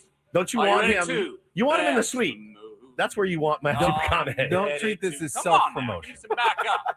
Bless the mood. 1, 2, 3. Are you ready to bless the mood? The Are you extended ready version is unreal. Bless the mood. When would you have Are stopped when ready this didn't work? to bless the mood? He's Come on, already- CC. he's 45 Are you seconds ready in. To bless the mood? Come on. Are you ready to bless the mood? No! Here it is. Are we ready to bless the mood? It starts right now. No. Thank you, Irwin Center. Oh, God. He That made poor it like guy. 45 seconds. He's like, yeah, come on. Anytime now. That's like stand-up comedy telling 5 jokes and no one laughs. Steve says, I love that Tom Izzo speaks like a Don. He does. does. He does. Yeah, So I'll proud. call him tomorrow. and let Especially him after know. yelling all game. So Yeah. he's got that scratchy voice in his Man. throat. Well, I guess you have to have it if you're a program. You got to have the Michael Irvins, the Paul Davises, the Matthew McConaughey's. You have to have them. But also you got to know, your place. Don't make it about you. Make it about those kids, right? Finally, a little do this.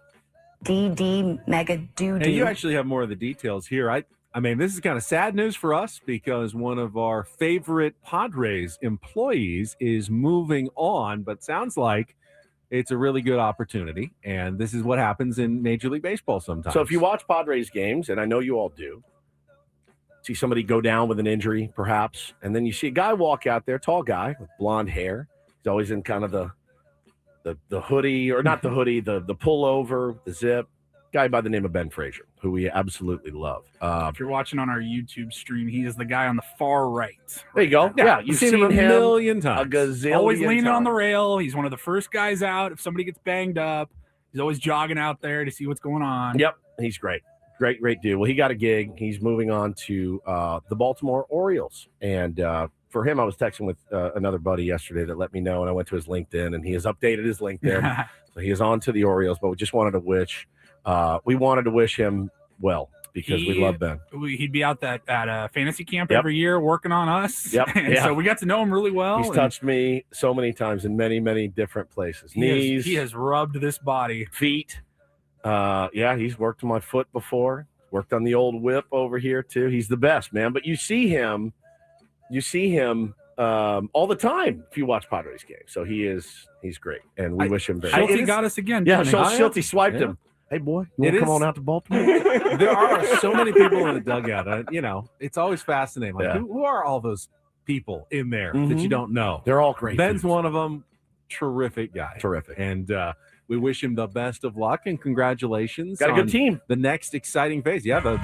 That Big was team. Don't Do That's fine. This with Ben and Woods on 97.3 The Saw Fan. like bold predictions on ESPN for 2026. A lot of people think the Orioles could go, worst to first. The Athletic Maybe had even- them as their most improved team this offseason, and I don't think they're done. They're very much in the mix for Ranger Suarez as well, which would make them very, very good. So, yeah, now he gets to work on Pete Alonso. That's right. He's going to have some good players to work on up there in Baltimore. All right, when we come back, fascinating piece in The Athletic by our friend Enos Saris talking to one former Padre and A.J. Preller confidant, Tommy Pham. What's new in Tommy's life? I'm proud of myself. You'll find out. Yeah, you should be proud with what you've come up with. He's unreal. Next, here with Ben and Woods on San Diego's #1 sports station, 97.3 The Fan.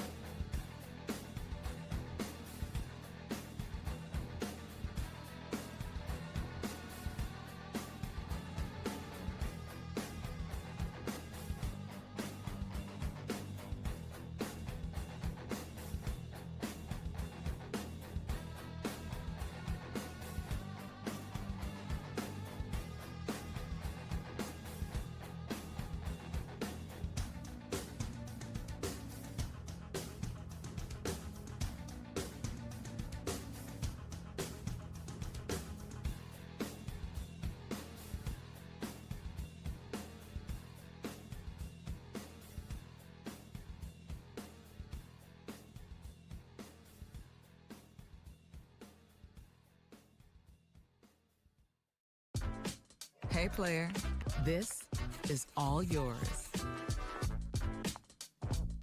This room with this view. This speakeasy with this cocktail. Hey, could you make that too? The spa with this. Ah. And this pool on this roof. This is all for you. The all-new Hamul Casino Resort. Now open.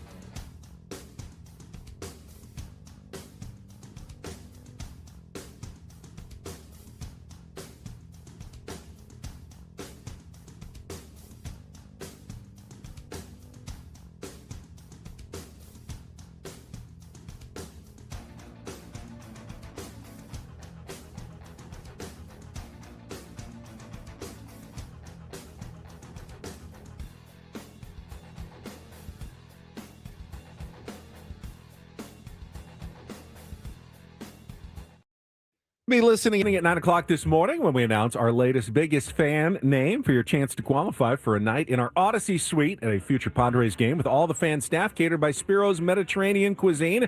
Just register your name at 973thefansd.com/biggest fan in order to potentially have your name called. At some point, I know you wanted to talk college football and the Wild West, the portal that has been opened now, and just how crazy. It's just a different sport. It's not necessarily worse. I know everyone's default is it's worse. It's worse. Yeah. I mean, you can view it that way. You can also I view it as the complete opposite. And I live in a city where my alma mater is like impacted negatively by it, and yet I'm still like, college football's never been better. It's wild. It's absolutely wild. It's like watching the NFL on Saturdays now. That's exactly right. It's certainly harder for coaches. Oh, yeah. To manage rosters. And fans. It's hard on fans. It's more confusing for fans. It can also be awesome for fans. If you're an Indiana fan, you're pretty stoked. You've landed. Exactly. You've landed ask them how. Ask them if they like the transfer portal. You have the ability, like, hey, if we play our cards right in the transfer portal and we raise enough money, we can instantly become a national championship contender. Correct. Overnight. Just like that. Just What like was the that. stat that you had? Like, I heard this, the guy that's on, used to be Maggie and Perloff, but it's this new guy, and I heard 5 minutes of his show. He said of the 4 remaining teams, 58% of their rosters total collectively have come through the portal. 58% of those rosters. So I don't want to say recruiting is dead, because there's 42% that were recruited by the coach, went into the living room, did all the thing, and recruited those players to come there. But man, it's hard because you're looking. Transferring is recruiting. Yeah, I mean, those coaches are they're recruiting. They're just recruiting. Here's how they're recruiting. College players. No, but here's how they're recruiting. We'll give you $5 million. Okay, sounds that's good. how you're recruiting the freshmen now too. In a lot of ways. Correct. Depending on how good they are. I'm saying it's still. But NIL is relatively new, so you got 4th seniors or 5th year seniors that were actually recruited. I want to go to Miami. I want to come up in their system. I want to grow in their system. I want to play for this coach. Coach is still there, but South Carolina's offering me $3 million. I'm going to go to South Carolina. It's different. I'm not mad at it. Like, like my favorite football team is not having a good transfer portal season right now. We've lost way more. We've added no one. So I'm not super stoked on it today, but there's still time. It just started. But it is truly the Wild West, and I don't know where it's going to go. Other than it's just another pro league right now. It's so hard to evaluate, though. Like, are you having a good transfer portal season because you landed, like San Diego State last night? Yeah. Landed Kentucky transfer quarterback Stone Saunders, who was a 4-star recruit coming out of high school. Sounds good. Did not play last year for Kentucky, so he's a redshirt freshman. Is that a huge get, or did you just get someone that was so bad that they couldn't even, crack any playing time in Kentucky, and now he's coming back hoping for a chance at, a school with less competition? Is that a good thing or a bad thing? I don't know. I mean, the Aztecs will paint it out. It's like, yeah, this guy was really talented coming out of high school, and we think he can help us. I mean, you do have Jaden Denigal coming back, hopefully healthy next year, but this will be some competition at the quarterback position. You're moving Bert Emanuel. He was the guy who started the bowl game at quarterback before getting hurt. They're moving him to wide receiver to take advantage of his speed and skills. So could be Denigal, or it could be this Stone Saunders quarterbacking the Aztecs, but I don't know anything about him. I mean, that's the thing. You can't possibly know enough about every portal transfer, every high school senior that's coming in.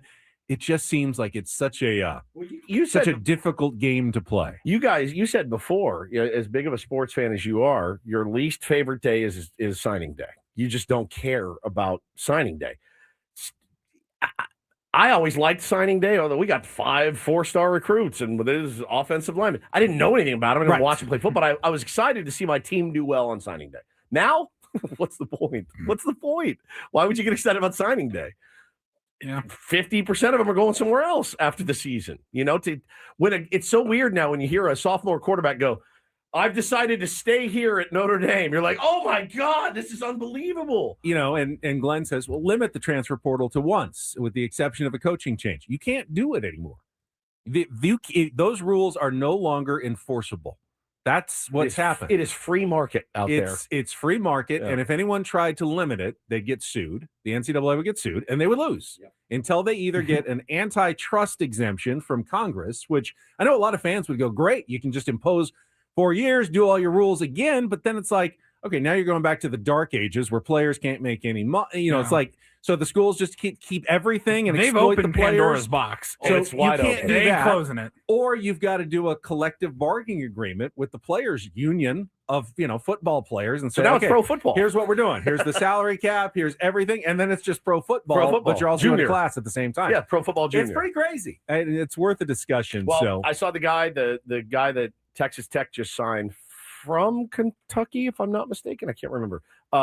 He's going to make $5 million a year. And they said he's going to make more than Jackson Dart, who's in the NFL. Trey White, the star Aztecs pass rusher, just got over $1.5 million from Texas Tech yesterday. Good God. And he's leaving. I mean, that's got that landman That's money down there. $4.5 million on the two Aztecs players. were just so proud yesterday to announce they reached their 2 million goal for their football team.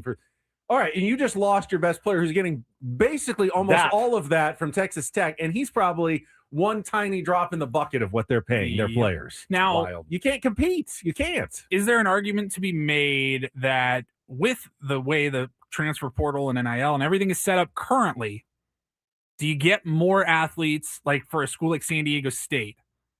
Do you think you can get athletes best effort more consistently, knowing I have a good year, I might have a big bag waiting for me at the end? I do. Maybe not the NBA or the NFL, but I can transfer and make some serious money. I think for teams like the Aztecs and a lot of other teams in college football, I do feel that you have an opportunity to get a 4-star recruit now that you wouldn't have had that opportunity before. Because, I'm not getting playing time at Kentucky. Man, I want to play. I want to make sure that I play. So you wouldn't get that guy 2 years ago when he was coming out. Now you get him. And I think there's something inherently good about that. But, what can you do with your program with just $2 million? But financially, you're never going to compete with the big boys. No. But you can win on the margins. Yes. And that is get the players who aren't It's like the Padres, basically. Get the best players who can't get the money from the big schools, but hey, good program, San Diego, it's a good coach. You have to win dominantly on those margins with all those other slightly lesser players and then turn them into something special, which I think Sean Lewis is not doing a bad job, as we saw last year of trying to do, but he's never going to be able to compete financially with the big boys of the world. No, that's the reality. Let's check traffic. I want to get into not fan graphs. Fam graphs next year on 97.3 The Fan. From the 855 Get Ross Traffic Center, protecting San Diego after accidents or injury, here's Kelly Danek. Traffic is sponsored by Valvoline Instant Oil Change. A couple things to mention here, guys. One of them is a stalled vehicle on South 163 before Balboa. It's in the center divide, and a vehicle fire southbound 15 before Bernardo Center. It's over to the right shoulder. New year, new goals. Start with your car at Valvoline Instant Oil Change. A fast oil change and essential maintenance checks help keep you moving into the new year. Check it off your list. Visit SoCalOilChange.com. Valvoline Instant Oil Change, ready when you are. I'm Kelly Danek with Ben & Wood, San Diego's #1 sports station, 97.3 The Fan. All right, so Tommy Pham, again, one of the most fascinating characters in sports. And yeah. I'm a very good fighter. I don't do Muay Thai, Kung Fu, and box for no reason. And we remember the ups and downs with the Padres, getting stabbed outside of a strip club. Do you remember him getting stabbed? Could happen to anyone. Getting into a fist fight about fantasy football. That was not Jock Peterson, but slapped Jock Peterson about fantasy football. It's unbelievable. He was defending the Padres, who he was no longer on the team. Yes. Yeah. But he also is a guy that we have heard, like AJ Preller, tight with Tommy Pham, loves to run things by him, get his opinions on players. So good. The insight that Tommy Pham provides is on display in a new piece in The Athletic that our friend Eno Saris co-wrote. And Tommy Pham has said, I'm trying to come up with my own metric system because I think the ones that are out there, the OBP plus, the OPS plus, they miss something. Outs above average. Yeah, outs above average. What he is missing, they say, is whether you're on a winning team or a losing team, makes a huge difference in your production. And you think, winning team players, they're on winning teams, but how does that make you hit better? And he says, well, it's pretty easy because I've done it enough where I've been on good teams and bad teams. When you're on a good team and you get a big lead, like you're up 7-2, you end up facing the back ends of bullpens late in games.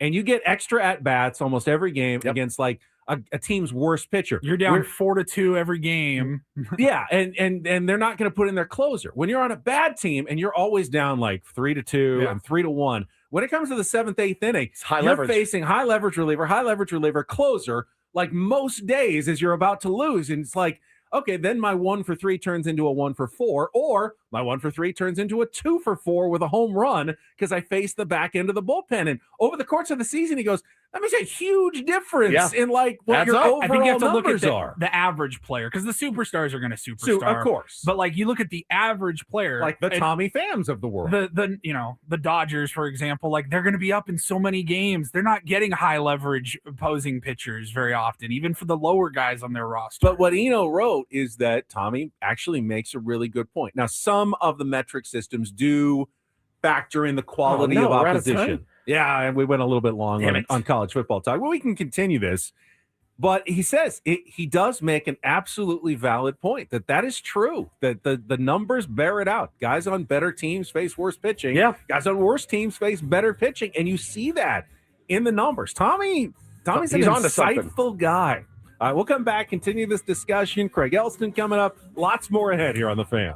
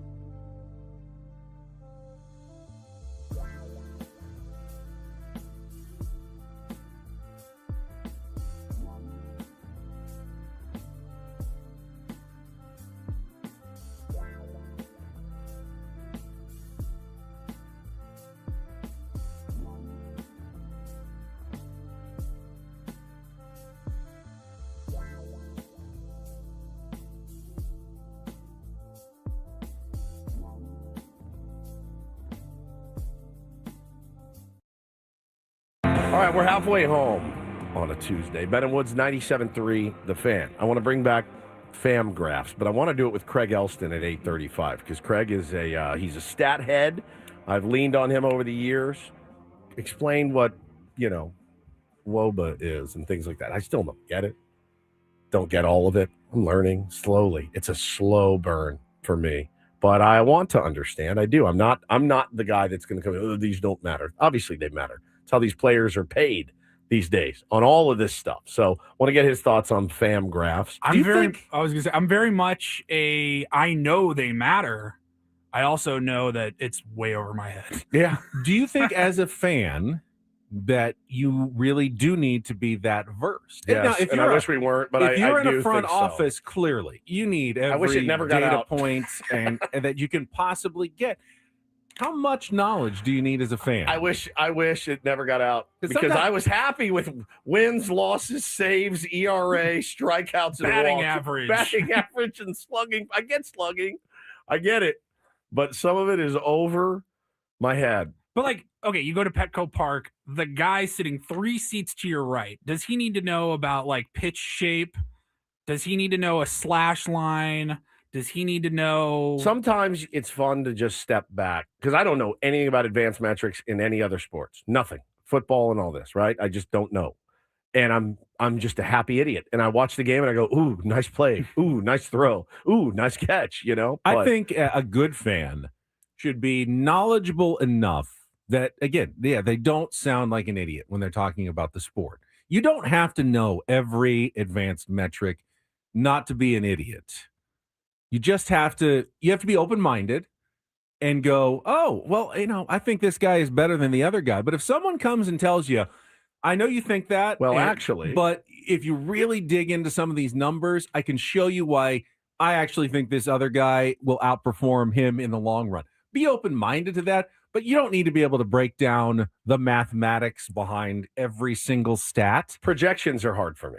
I will be honest with you. Projections are tough for me to swallow and be like, well, okay, I'm going to, but I understand it's part of the game. Now, I mean, I've got friends in the business that have struggled with this as well. It's hard. It's hard to keep up. As I've said many times, no one on this planet is worse at math and hated math more than me. No one. No one on this planet that I know loves baseball as much as I do. Math has invaded the game that I love so much, and I have to embrace it because I don't want to sound like the old head that is like, you look with my eyes. I listen. I can tell a good hitter, right? That's garbage. I mean, there's some of that, obviously, but be open-minded enough to know that a guy with a 3.2 WAR isn't necessarily a better player than a guy with a 2.8 WAR.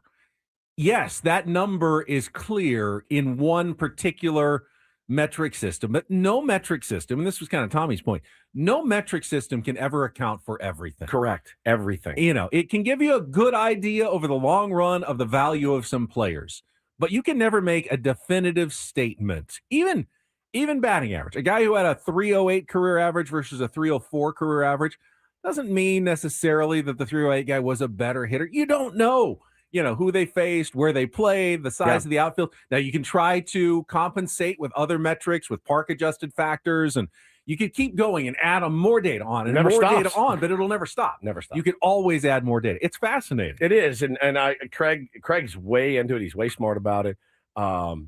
And I'm going to ask him about fam graphs. By the way, I'm Woodsy. That's Paul Reindl. That's Ben Higgins. Before we do anything else, how did everybody feel getting back into the swing of work yesterday? Right.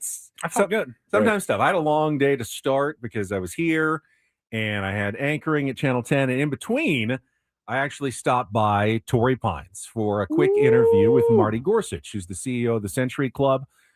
I hit Torrey at about 12:45 when I got there. It was. Oh, I wanted to so bad. It was so beautiful. I mean, it was the blue sky, but with the clouds, you could see the ocean, just the bright blue. Pristine. The grass is so green right now because of all the rain we've had. Oh. I walked out there and I almost I just need to quit all my jobs and just come play golf all the time. And you drive down the coast as you're hitting it, and it's like you forget you live here, but this is one of the most beautiful spots on the entire planet. I know it is. As you're driving up to Torrey Pines Golf Course along the coast there, and the white water is churning and the waves because of all the everything that's going on. I saw like a stand-up paddle boarder out there, and I just go, this place, I mean, It's magnificent. I man. forget sometimes because I've lived here my whole life, but this is special where we live, and it was a special afternoon out there. How nice it was. What hole is it? Is it the par 3 that goes down to the number towards the 3 ocean? on Number the 3 on the south course? Yes, it's unbelievable. Like, it is never hit a good shot there. Never once. Well, you're hit so the green a couple distracted times. by the view of the La Jolla there. Yeah. I mean, so unbelievable. And, Marty was promoting. The tournament's coming up later this month. It starts January 29th. Say ticket sales are good. They've moved back to Thursday to Sunday. I like that. They got that weekend between the conference championships and the Super Bowl again, so they don't have to compete with the NFL. So it's all good, but there's a big question mark about the future of the tournament at Torrey Pines. And Marty was very optimistic, but the PGA Tour is talking about changes to the schedule next year, and those changes include potentially like just excising the California swing early in the year and focusing on the later year tournaments. What does that mean for Torrey Pines, though? I think the deal with Farmers Insurance comes to an end after this tournament. So traditionally, that's without a sponsor. It's a huge. That's like one of the first 2 events of the year, so right? usually the year starts with the La Century, Quinta? the Tournament of Champions. It used to be called in Hawaii at Kapalua. They canceled that this year. It would have started on Thursday, but they have no water apparently in Maui. They don't. And they had to let the course like die basically this year because they could not water it. So they canceled the first tournament. They have the second tournament will now be the first tournament next week in Hawaii. Then they go to the American Express, which is the one in La Quinta. And then they come to Torrey. So that's the start of the year. But those may all potentially be going away in the new world order of the PGA Tour. Waste Management Open is the next one usually. Then you around usually go to mid-February. Phoenix. That's usually Super Bowl weekend So when they they'll go to start Phoenix. the year there? It's possible. I mean, that's one of the signature events usually. But there's a big question mark of what the future of the PGA Tour looks like. Marty and I both agree. How could you ever lose Torrey Pines? I When know. you stand out there and you go, this is iconic television, iconic for fans who come out. And I was just sad about it. And I was sad that the PGA Tour season is not actually starting this week because I'll flip it on the weekend. I love watching, whatever golf tournament's on, I don't have to sit down like it's the Masters every weekend, but it's like all right, just turn the TV on. Yeah, I may it's not there. be paying attention, but I like having golf on my television. Save that. Why don't you play Pick Dynasty with me? I do. You don't? I do. I play it with you. No. I follow along vicariously with your picks every week. That's like- I help is that- out with your that's- picks. Is that it's not fantasy? It's kind of fantasy golf. Like It's you have the- to pick. It's the greatest. It's like a survivor Series. golf. Essentially, you can only pick everybody once over the course and of the you year. have to be strategic. I don't play golf anymore. I'm not allowed. And I don't have time, but I don't watch a ton, but I'm so engaged with it all year long. And it's so fun. So if I pick Paul Reindl in the first tournament and he wins $14 million, I get $14 million credit. That's what I want. Next week, I pick Ben Higgins. He doesn't make the cut. I have a missed cut. It's the greatest thing. And why won't you do it? You don't want to spend the entry money. It's expensive. The entry money. It's a lot. I don't know wait, anything hang about on. golf. I'm I just don't know. picking Hold up- on. I know nothing about golf. What did you pay? It's like $300. $300. That's a lot just to tie up for the whole year. But it's the whole year. It keeps me engaged with golf. I'm engaged with golf already. But you can make money. I don't know anything about golf. I make money every year. I think I figured it out. The way you just phrased it, Ben, you said something like, I did play last year. You think you helped Woods. He did. I gave him a cut. With his picks. I gave him and so 10%. You're like his co-general manager. But he said to me this morning, he goes, why don't we team up? I go, why don't you pay the entry fee? You just got an extra $400 from a gift you didn't have to give me. There's your entry plus 100. You can take yourself out to dinner and play Pick Dynasty. Yeah. He's such a golf expert, but he won't I want you to put your money where your mouth is. And we'll go against each other. I don't want to work with you. I want to work against you. Why do you want that? See, no, I enjoyed like cheering for you. I would call you and go, who do you got this week? We'll I want to make sure cheer for each other. No, if we're Yeah, playing we against will. each other, I'll be hoping you lose every week. But we'll have fun with it. Be strategic about it. Ben's totally the guy that would be like, hey, we're playing each other in the fantasy football championships. You want to split the prize? I would be that guy too, to be honest with you, Paulie, these days. But I just don't understand. Like, he knows so much about it. He can't bring himself to send that money. I think He can't bring himself to send that money. I think he figured it out. The way you just phrased it, Ben, you said something like, I did play last year. You think you helped Woods. I don't know anything about golf. I don't know anything about golf. But I just don't understand. Like, he knows so much about it. He can't bring himself to send that money. Do you feel like you're like crossing a line? Like No, you don't view it as betting on golf, it's not right? betting. It's picking the guy you like. I think my personal feeling is that I will feel worse about not doing well than I'll feel good about having success in it. He doesn't want to get beat by me. I don't. That's I why really. I don't. You spend that money and I beat you at Pick Dynasty, you're going to lose We your played that mind. one poker tournament together. And I You won. lasted longer than I did, and I still feel like that was. That's my first time playing. I know, and it's like it still kind of gnaws at me. And it's like if I do Why? Pick Dynasty and I lose to you, We're friends. We're not in it's competition. just going so well right now. You've done really well the last couple of years. I have so much. I get to fun chime with it. in and still follow along and get excited for. I sometimes felt like I was more excited for it than you were. No, on certain I tournaments. would get so excited.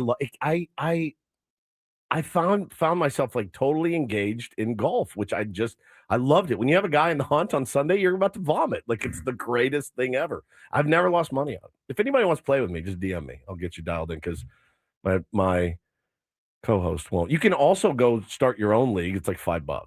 Go to pickdynasty.com. It's so much fun. So much fun. Come on. I'll think about it. You have an extra 400. I don't really have an extra 400. You do. So wait.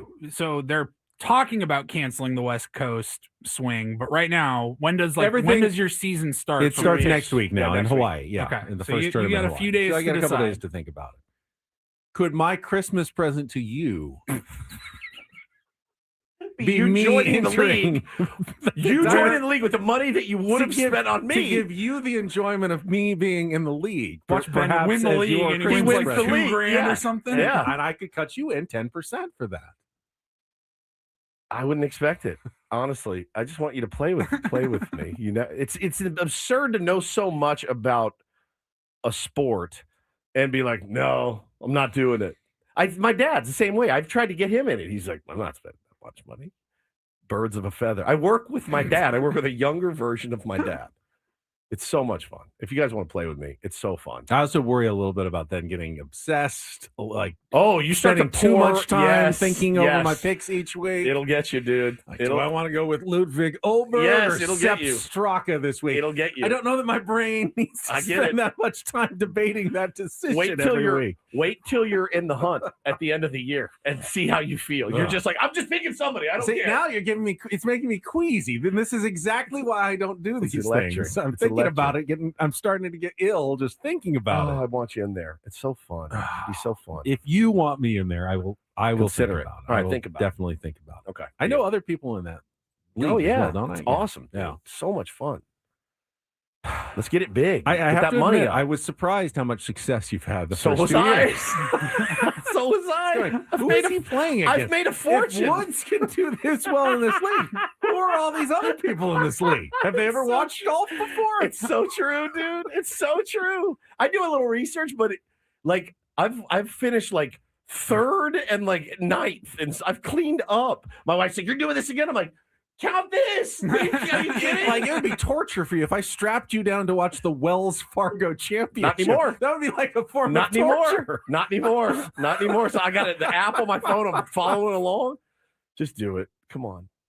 I don't want to be a bad influence on you, but You like to be a bad influence. I You do. love being I a do. bad influence on me. It's I one of do. your It's favorite just- things in life. it's not a bad. I'm literally telling you to have fun playing a game that you already love. That's it.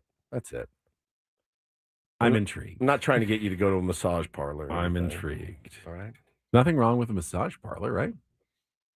There's nothing wrong with a parlor. There's nothing wrong with a massage. I think It's if the you, parlor What's that the I'm a word- little confused Why does the word about. parlor have such a I don't know. a negative connotation? I think everyone texts their wives right now. Hey, I'm going to hit up a massage parlor on my way home. See what Right. she says. Or, hey, I'm going to go get a massage Massage on the after way work. You're clear.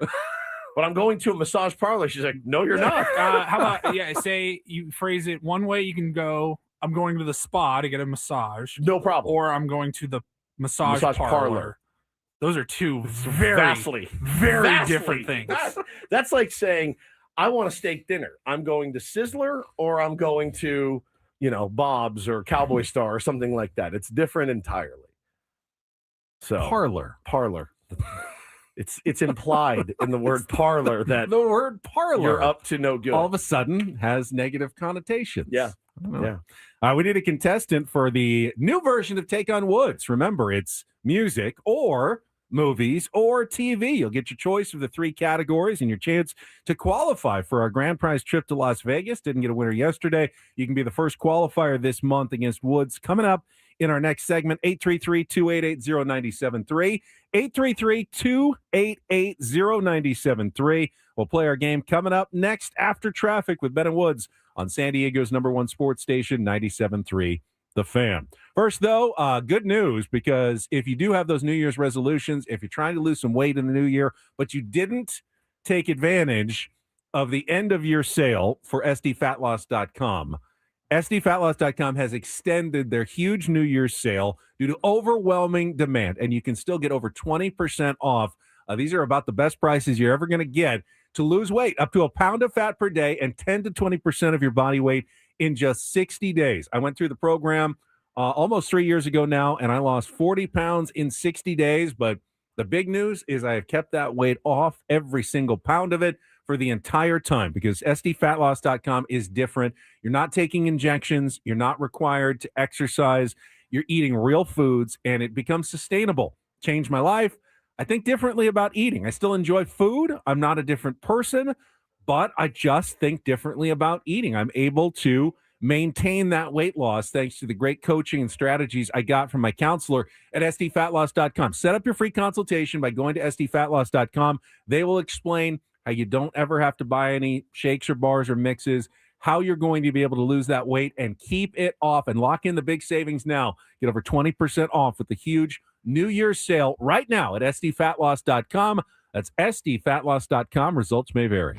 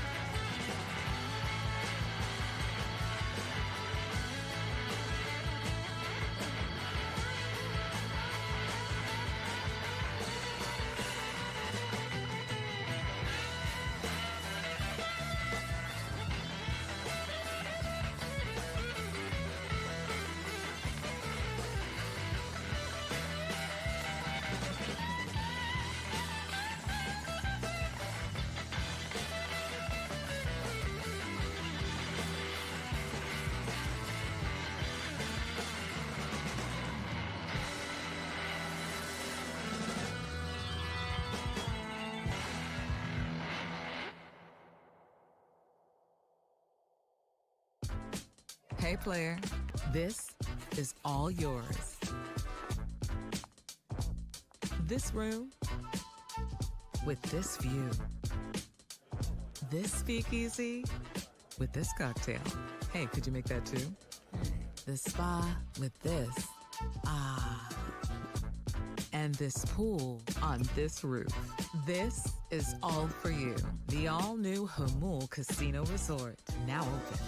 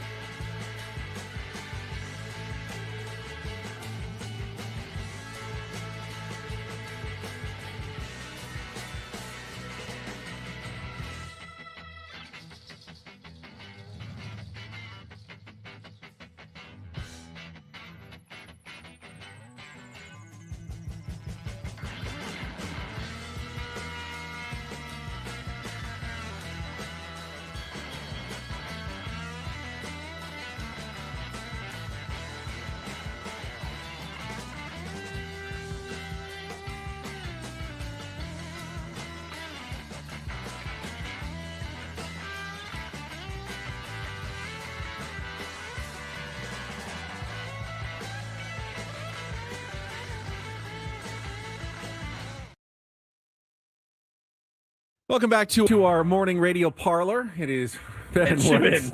I hope not. Well, we don't charge, so we can't really be called a parlor. There it was. Glory hole.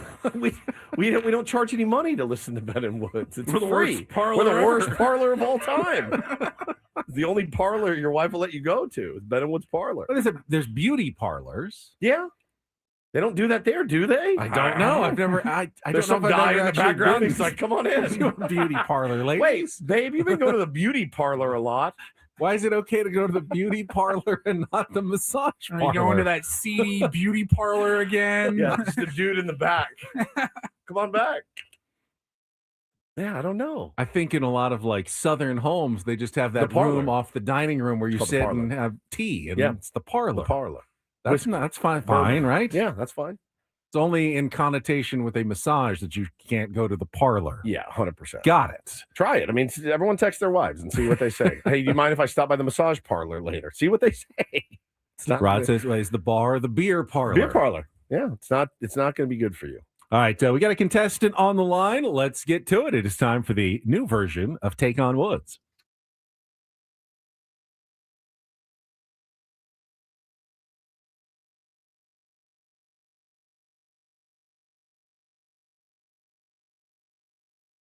Take on Woods brought to you by Bay Alarm security and fire alarms for every business. We got you, and I'm wondering if the new version will be something like the old version, because we got Guy got in first today, one of our regular music contestants. Good morning, Guy. Happy New Year. Happy New Year, man. Glad to have you guys back. It's good to be back, and I'm curious to see where you're going to go. I'll give you your choices. The music category today is soul searching, artists and song titles, including the word soul. Our movie category back is Cruisin' for a Bruisin', iconic lines from Tom Cruise identifying the movie. And our TV new category today is The Residents of Springfield. Those are Simpsons characters that you'll need to identify. So, soul searching, music, Cruisin' for a Bruisin', movies, or The Residents of Springfield, TV. Guy, what would you like to play?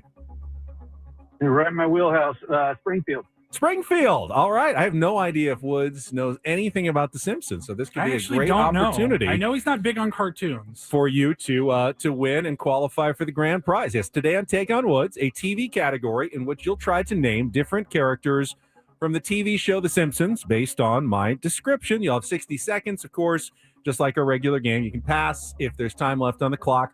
We will come back to it if there is still time remaining. Guy, are you ready to play? I'm ready. All right, let's put 60 seconds on the clock. Your time begins when I begin our first question. The category, again, the residents of Springfield. Good luck, Guy. Let's take on Woods. One of many characters voiced by Harry Shearer. He's the pompous but long-running news anchor on Channel 6. Kent Brockman. Correct. He's the impossibly dumb, nose-picking, but always friendly son of Springfield's chief of police. That is Ralph Wiggum. Correct. The character of which ambulance-chasing Springfield lawyer was retired following the death of actor Phil Hartman in 1998. Pass on that one. In 2005, his actual name was revealed to be Jeff Albertson, but the proprietor of the Android's Dungeon is better known by what three-word title? Comic book guy. Correct. Voiced by Joe Mantegna, he's the crime underboss for Springfield who employs various henchmen. What was his name?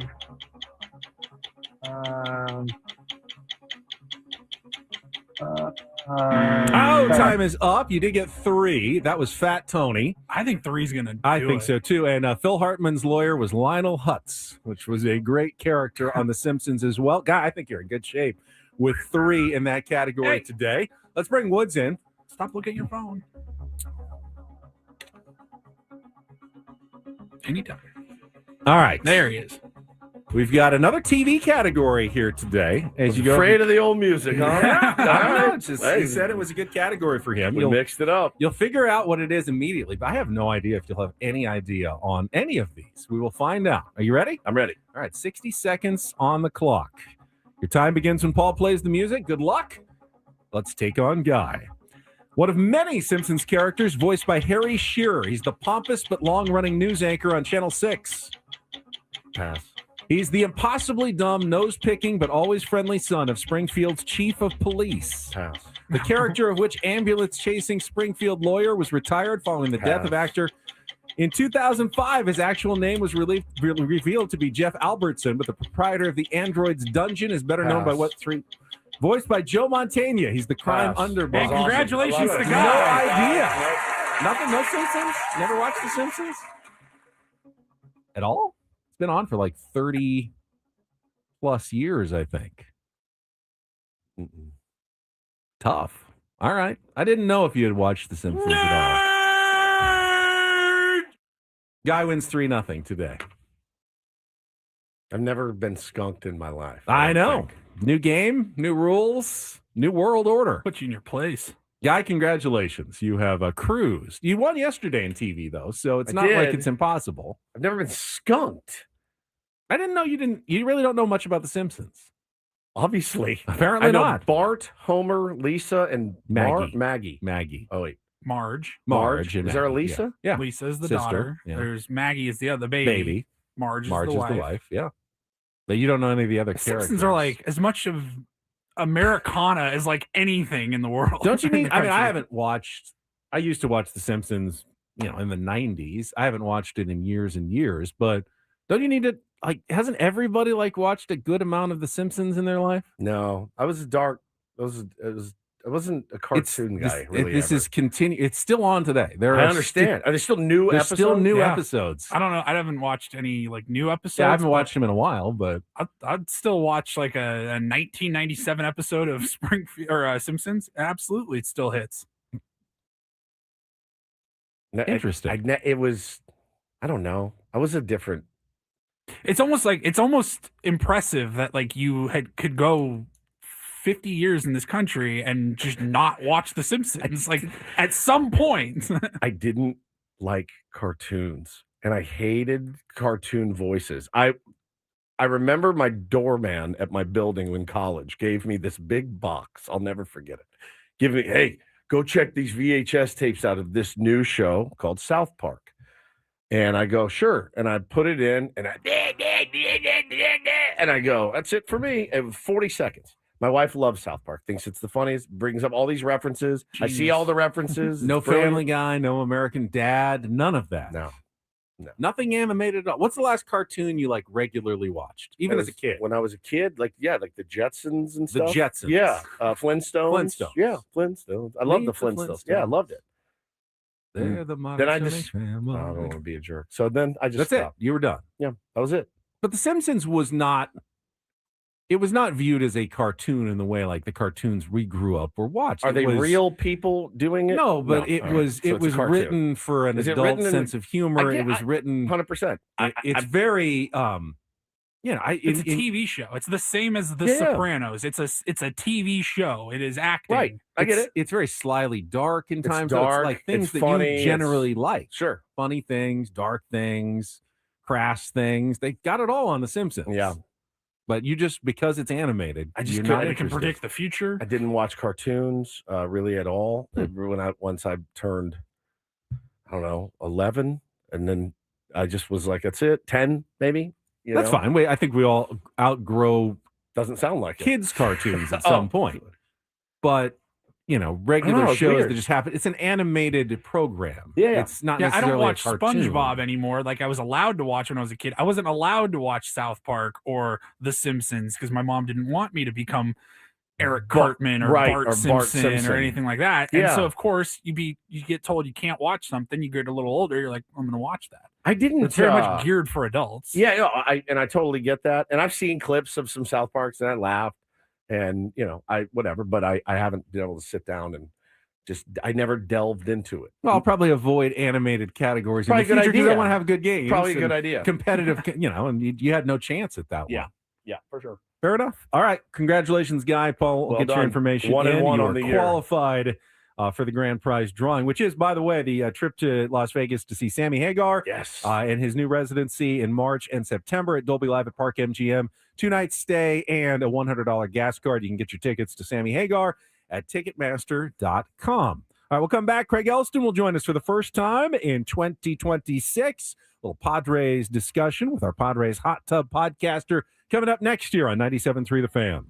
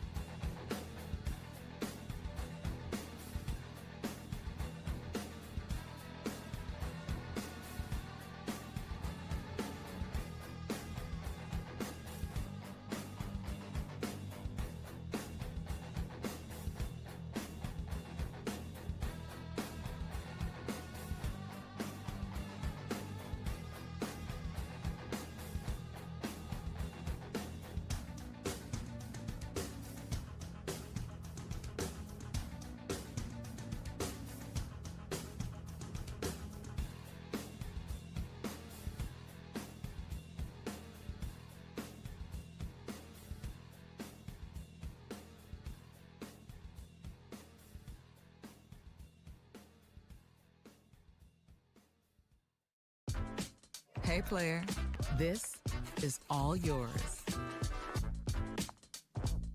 This room with this view. This speakeasy with this cocktail. Hey, could you make that too? The spa with this. Ah. And this pool on this roof. This is all for you. The all-new Hamul Casino Resort, now open.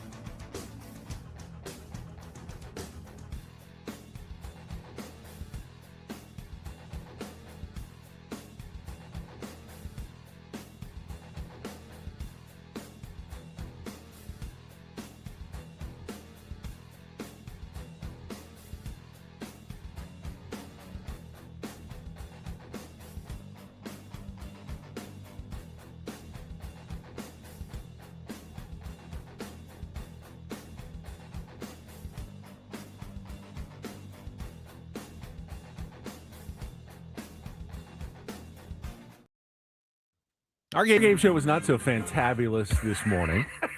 Sorry. Okay. I'm sorry. We will have our biggest fan announcement coming up at the top of the hour, but we will finally have our first guest of the year. That honor will go to our good friend Craig Elsten. He is standing by and will join us right after this check of traffic on 97.3 The Fan. From the 855 Get Ross Traffic Center, protecting San Diego after accidents or injury, here's Kelly Danek. Traffic is brought to you by Valvoline Instant Oil Change. Folks are doing a pretty good job of staying out of trouble on our roads. Seeing a little residual slowing out of Santee, westbound 52, an accident cleared near the 125. New year, new goals. Start with your car at Valvoline Instant Oil Change. A fast oil change and essential maintenance checks help keep you moving into the new year. Check it off your list. Visit SoCalOilChange.com. Valvoline Instant Oil Change. Ready when you are. I'm Kelly Danek with Ben & Wood, San Diego's #1 sports station, 97.3 The Fan. Joining us right now on our David P. Shapiro fan hotline, the host of the Padres Hot Tub podcast, our friend Craig Elsten. I imagine you would have done decently on that Simpsons category yourself. Oh, I'm sure I would have. Would have done okay. I watched the first 9 or 10 seasons. That's what I did too. Like everyone else. 9 or 10. Yeah, Woods didn't watch any at all, and his argument, and he tries to be polite about it, is that he wasn't a dork in high school. No, that's not what I'm saying. I'm just cool. saying. Got it. So it's our problem that you didn't watch. That's Understood. fine. I fully admit. That's not what I'm saying. Craig, I fully admit I was Three a dork. nerds and I was a nerd. cool I was a Woodsy dork in over high there. school, and I sense, knowing you well enough, Craig, that you had the same leanings as I did growing up. Sure. I embrace it. I didn't watch a lot of TV. I listened to a embrace lot it. of music. I embrace it. Ben, you're talking to someone that for a 10-year stretch when I was in college, all 10 of those All years, 10 years. I think I went out every single night, save 5 or 6. I wasn't at home like, oh, the I will Simpsons is acknowledge on. you are and were cooler than I will ever be. I was also the alcoholic drug addict. So, Again, yes, there's pros there's and cons yes. to all of it, Craig. So it's fine. Listen. I want to cast no aspersions. No, I didn't say you were. We're very different people. We always have been. I just was out. I went out all the time. You could not keep. Now, I stayed in and watched television more often than you did, I'm sure. You couldn't chain me to the bed. I mean, you just couldn't keep me inside. I was a lunatic. Well, I mean, you could, but it was a slightly different situation. Yes, yeah. It was. Yeah. If I was home, I was probably hungover from the night before. So, but no, I feel bad. I got skunked on that. Not much happened over the break in terms of the Padres, but Craig, get us caught up just on your thoughts on Michael King's return. How surprised you were, the signing of Sun Moon Song that we got right there at the end of the year as well, and where the offseason stands for the Padres, in your opinion. Well, those were both great moves. And signing Michael King, in theory, knocked down a lot of the arguments that had been made by the folks. Oh, Padres are broke. Padres can't spend. And you continue to hear that. San Diego has spent so much on their long-term contracts. They have so many obligations that carry through like 2033 that they don't always have the wiggle room to go buy a $40 million free agent every year, or a $30 or $20 million free agent. But re-signing Michael King showed you that they stayed true to one of the things they said at the end of the year, which is all the money that comes in, we're going to put it out and we're going to put it into the organization. Not signing a player like an Okamoto last week probably raised some eyebrows, because that would have been a great fit for San Diego. It was a need and the cost was presumably okay, but maybe there isn't another $15 million, or if there is, maybe it's going to be used on pitching. And probably that's the right thing. I think, before you get into more global issues, the Padres need a little bit more pitching. They've got 8 people in their lineup right now that I think you'd feel very confident in, and you need to add 1 DH or first baseman type. But that guy doesn't even have to hit at the top of the order or in the middle of the order, because the Padres have enough good hitters. But if you're going to spend, I think you spend on another starter, and then you probably roll the dice on that DH type come spring training, whoever falls out of the market. Now, you always have your eye, Craig, on somebody. Over the years, it's one of my favorite things about you, is you identify maybe somebody that's not on everybody's top of mind right now. Anybody out there that you've kind of pinpointed to, hey, maybe go out and get this guy. You nailed Laureano last year. I'm a big fan of that. Well, I brought him up, I think, before, but I think Tyler Anderson is the kind of guy that would be a great fit for this team. A left-hander who's durable, who doesn't really have injury issues. He throws under batting speed in general, but he has pitched well in the NL West. He has pitched very well with LA. And I think coming back to the National League West, it would be a pretty decent fit. It would make sense, and I think it would make sense from a salary standpoint. I saw some rumbling around Chris Bassett. Yes. Saw his cryptic tweet yesterday or the day before. Did you guys see that? Yeah. I think he's signing up with the Blue Angels. The F-14s or something, like doing barrel rolls. He's like, let's LFG or something. And I was like, wait, we have Miramar's here. So is he joining the New York Jets? Maybe he's joining the Jets.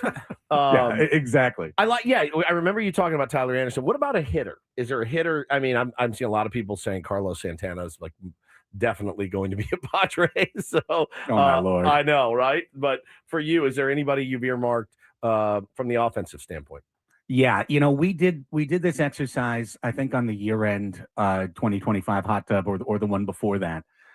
This is not a sexy name. I'm just going to say that right off the top, okay? Sounds like a Padre. But Wilmer Flores. Ooh, got a little edge to him. Fits a lot of the need. He can play first, right? Oh, yeah. Absolutely. Yep. He can play first base. He could DH. He's good against left-handed pitching. He knows the division. He's 15, 20 homers, in a half season. That's kind of been his normal thing. And it appears that the Giants and he are going to part ways after a long time together.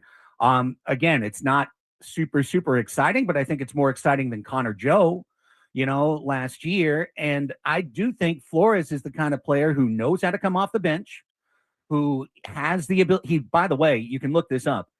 Like, the single best thing he's done in his career is be a pinch hitter. His pinch hitting OPS is around like 870 or something like that. It's crazy. So would really give you that optionality. A guy that could pinch hit for Gavin Sheets in a situation where a lefty lane, comes into play once again. And I don't think he'd break the bank by any means. So if you're looking for a cheap way to add maybe 15, 20 homers from the right side, I think you could do a lot worse than Wilmer Flores. Also, the update on Chris Bassett is that a bunch of Blue Jays took a private plane to Bo Bichette's wedding.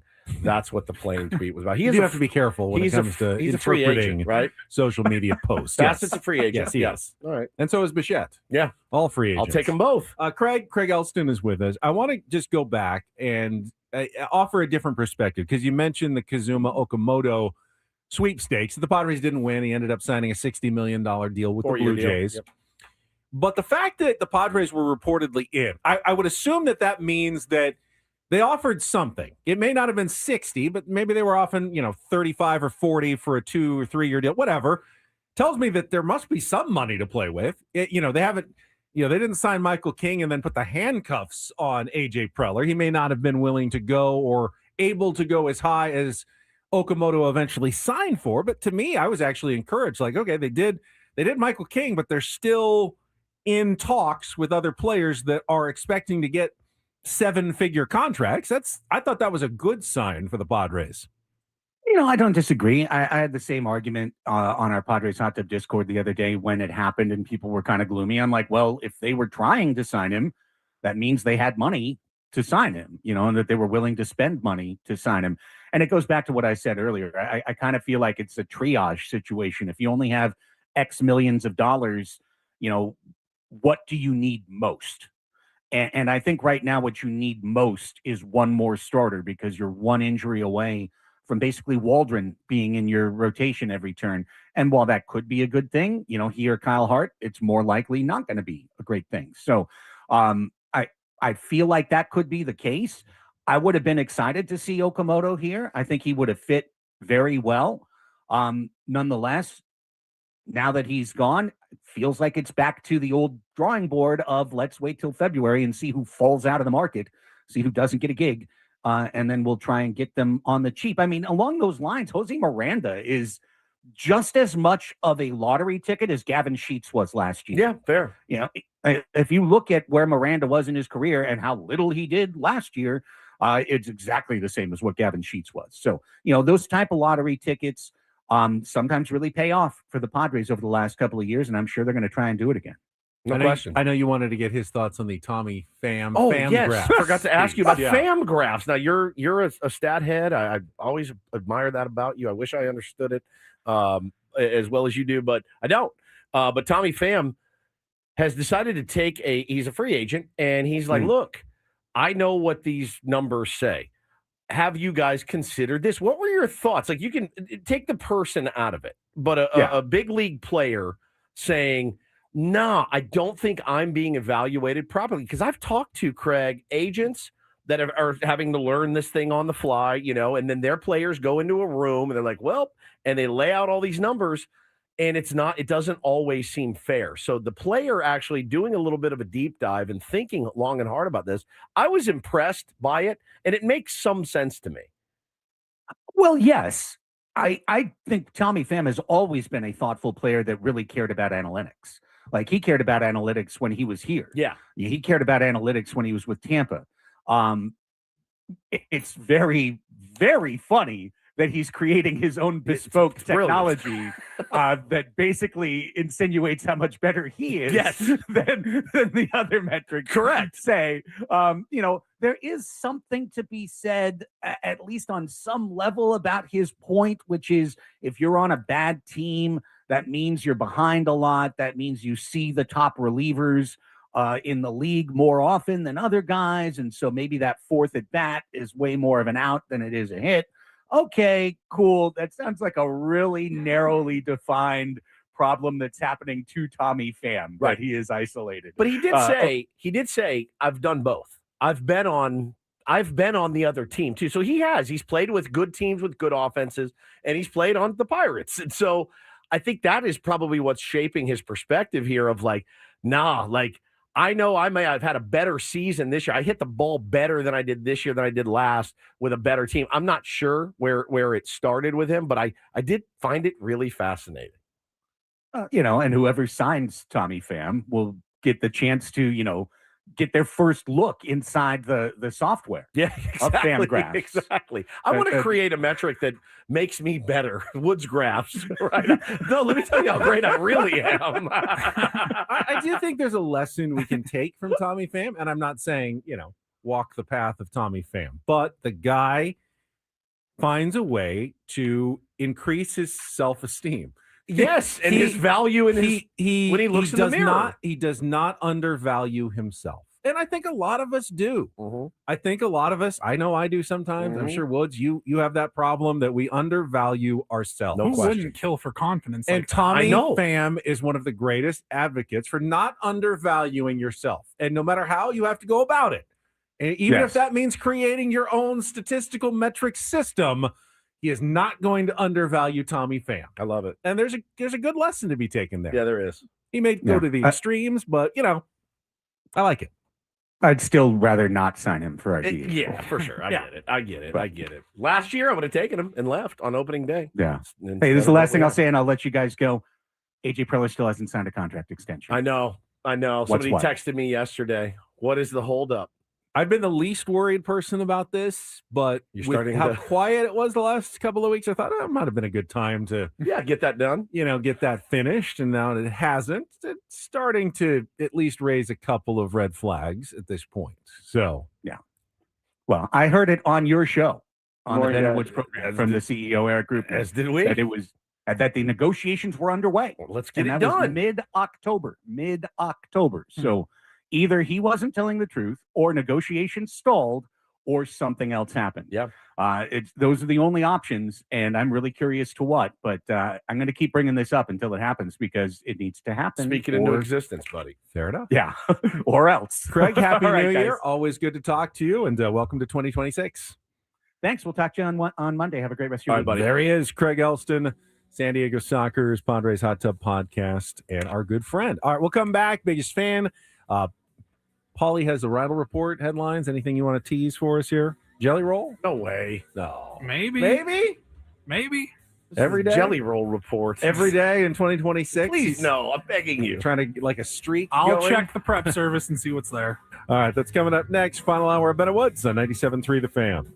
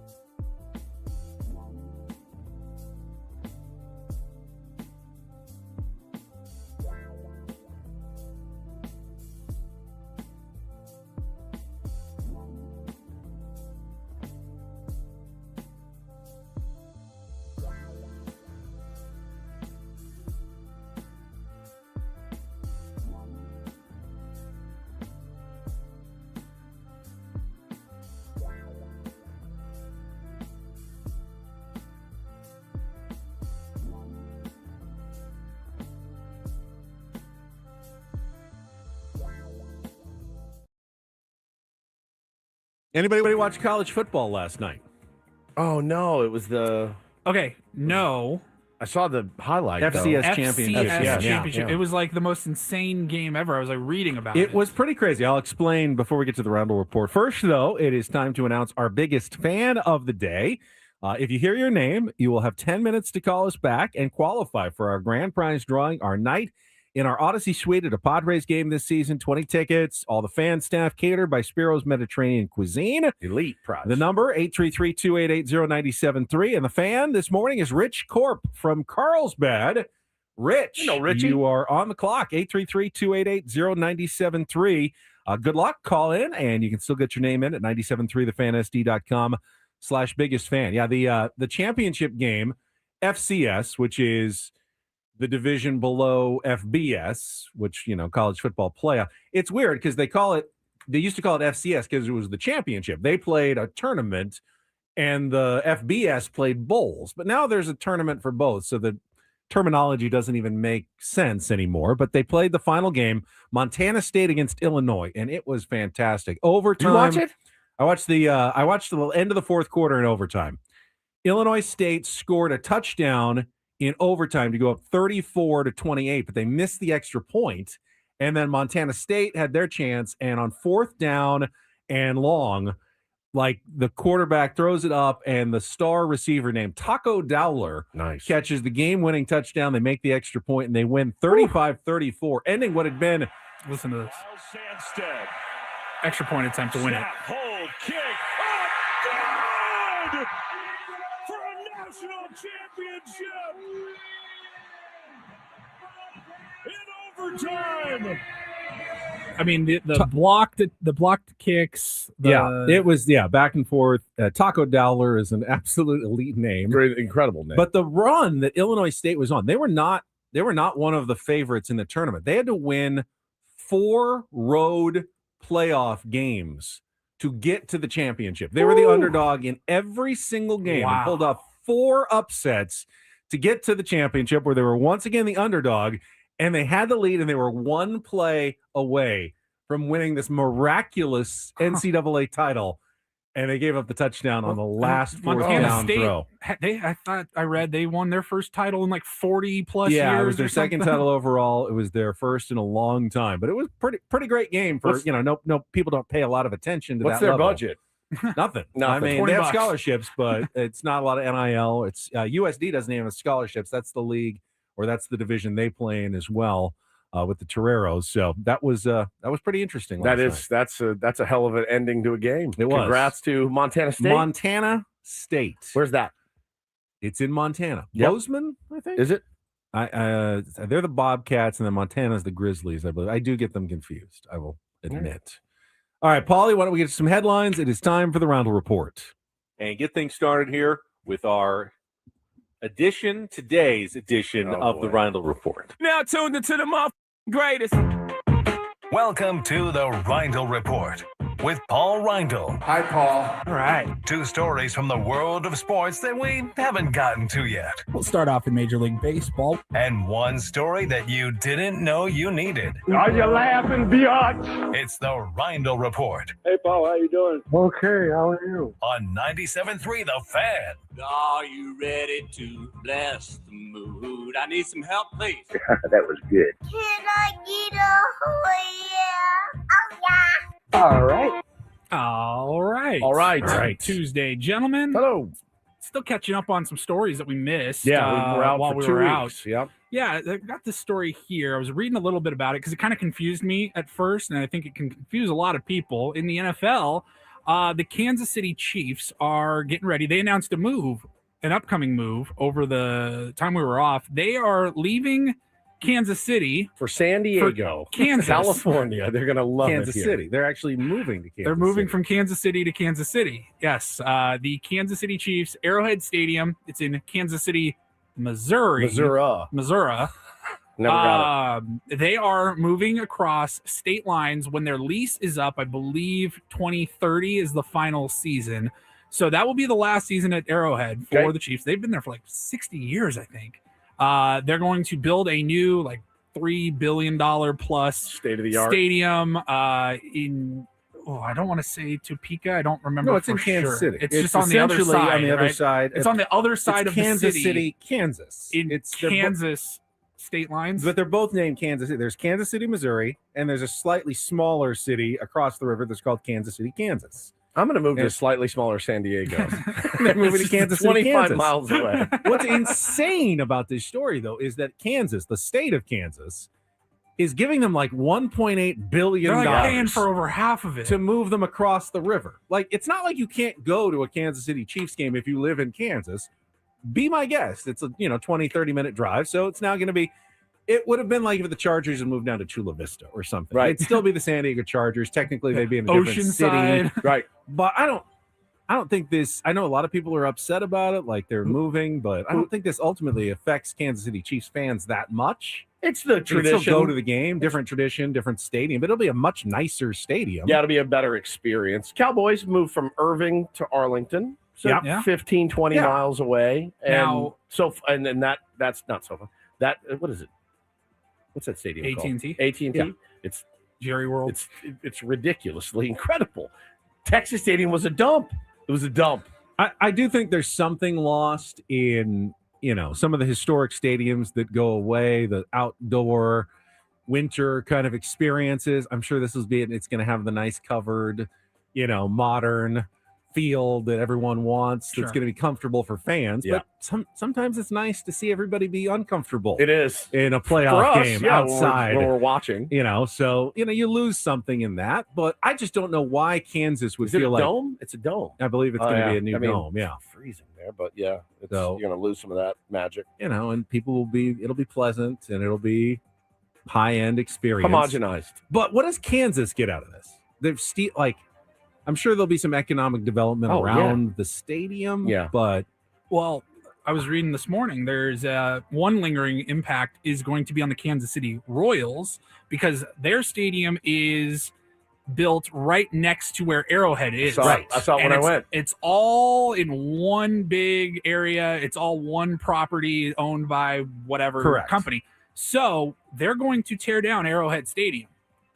And that's going to leave them with a decision. Do we just leave this baseball stadium here, or is that also going to be down? And are the Royals potentially going to have to move to Kansas City or I guess anywhere else potentially? you liked that stadium. I loved it. Kaufman? I loved Kaufman, it. God, yeah. it was a great ballpark. So under the radar. They have questions now because I think they're on the same timeline that the Chiefs were with their stadium.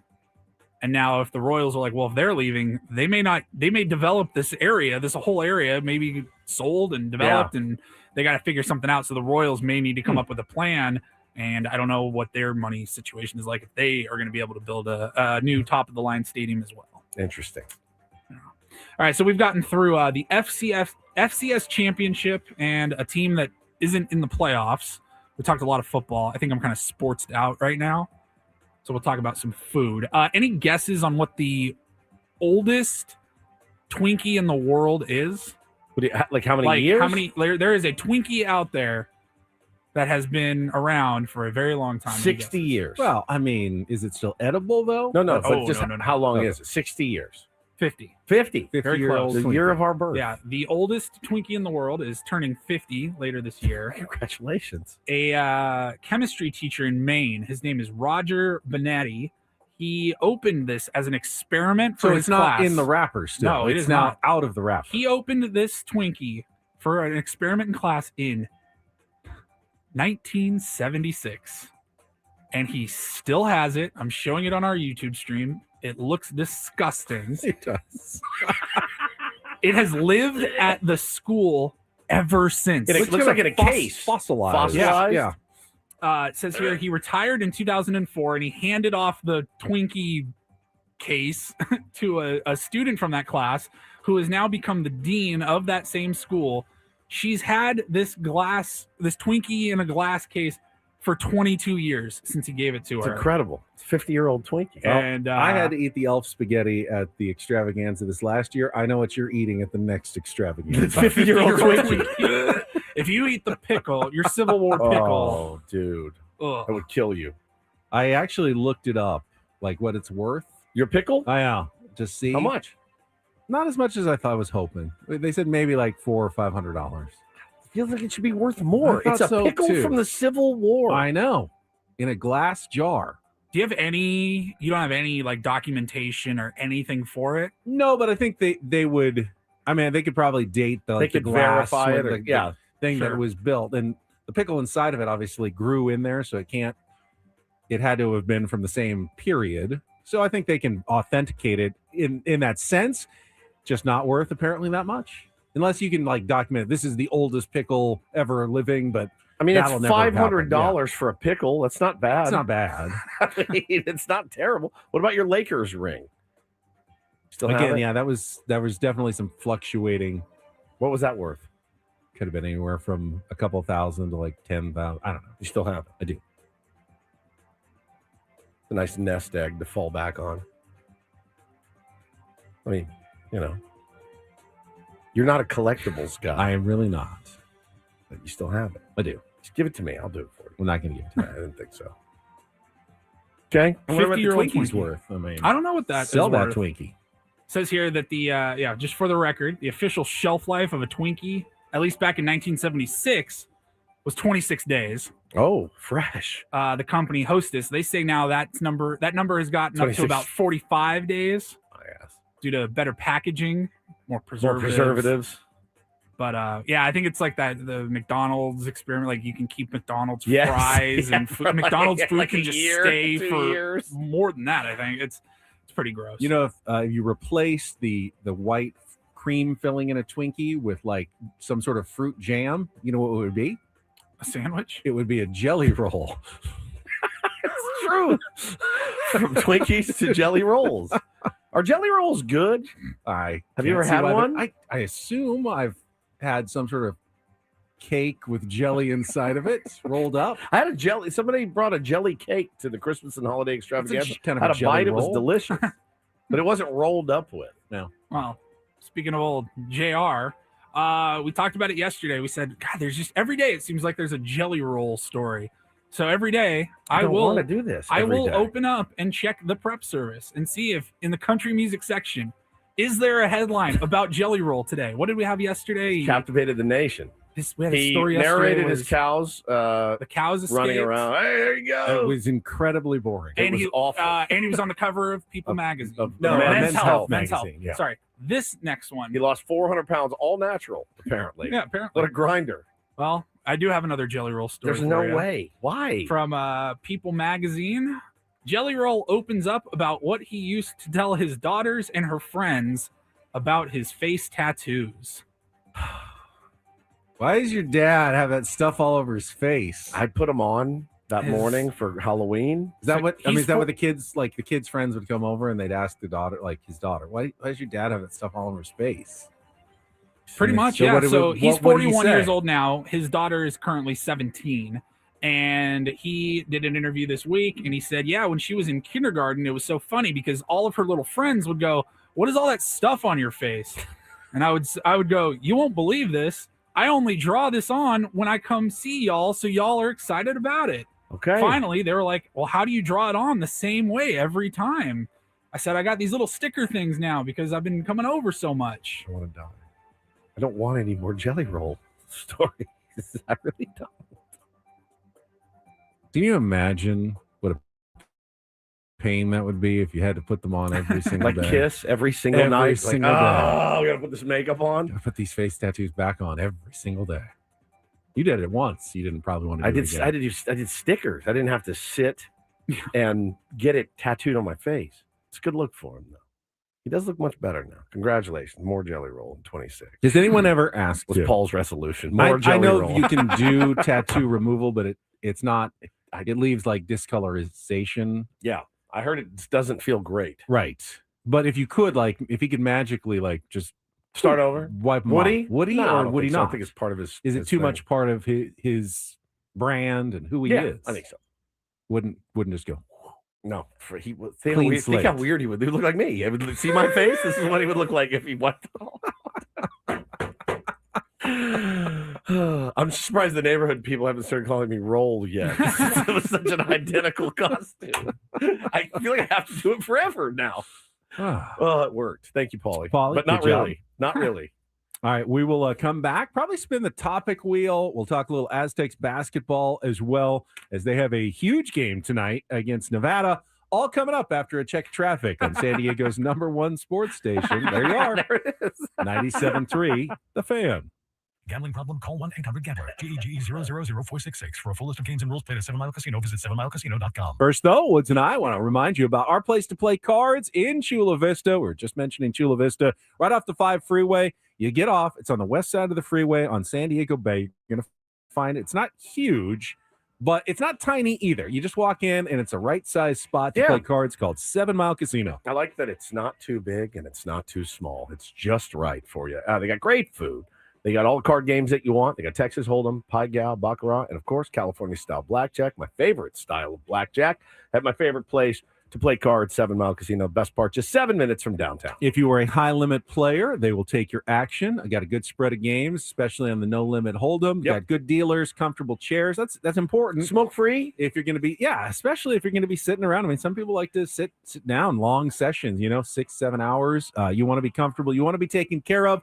They will do that at 7 Mile Casino, or if you're just going in for a good time, enjoy the bar at Sammy's, have a cocktail. There's got TVs with games, sports, always on all over the place. The patio is fantastic with great views of Coronado, the Silver Strand, and San Diego Bay. Many reasons to visit. Check it out today. 7 Mile Casino, just 7 minutes from downtown.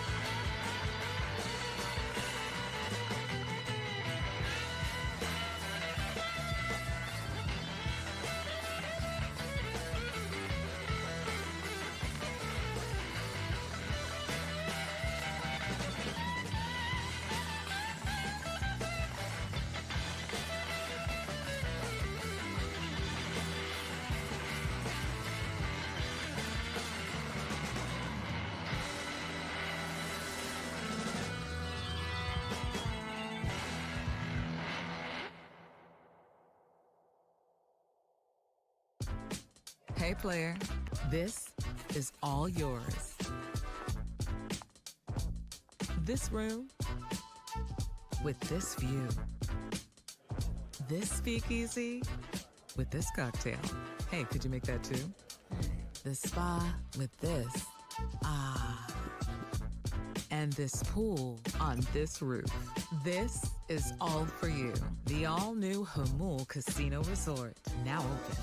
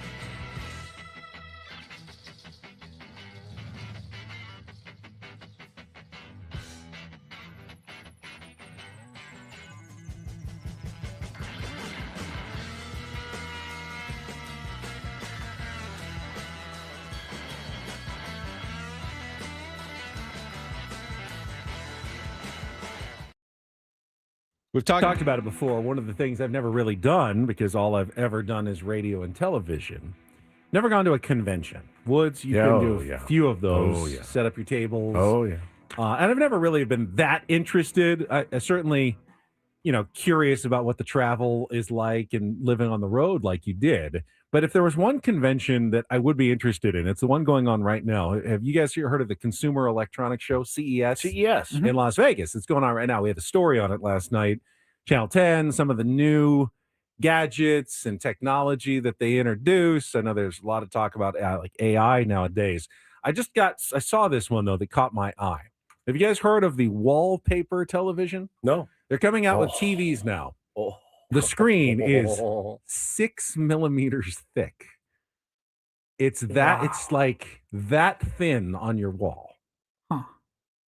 That's it. Well, how much does it weigh? Like almost nothing. It just like hangs almost like a piece of paper on your wall, but it's a television. Oh.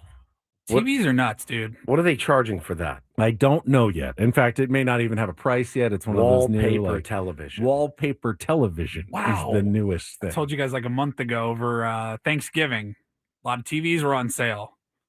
Boy needed one. Well, your boy wanted one, so your boy went and got one. Yeah. Upgraded from 60 inches to 75-inch TV. And it's massive. It takes up the whole wall. You needed 2 people to lift it or to get it up on the wall, but lifting it like up the stairs and out of the car and everything, like they're so lightweight. So You're like, this is a huge box, a huge television, and it weighs like 30 pounds. I want a wallpaper TV now. I want a 6 millimeter thin television. And I finally upgraded to the most recent iPhone. It's fantastic. I love it. You're on iPhone 17. Do you remember what you turned in? 14. Wow. Yeah. Yeah. I'm usually every like 2 years. But mine was I was running out of storage and I was like, this is the worst. I was deleting picture, like all kinds of stuff. So I just was like, I'm getting the big one. And I got the big one and it's pretty awesome. I've really enjoyed it.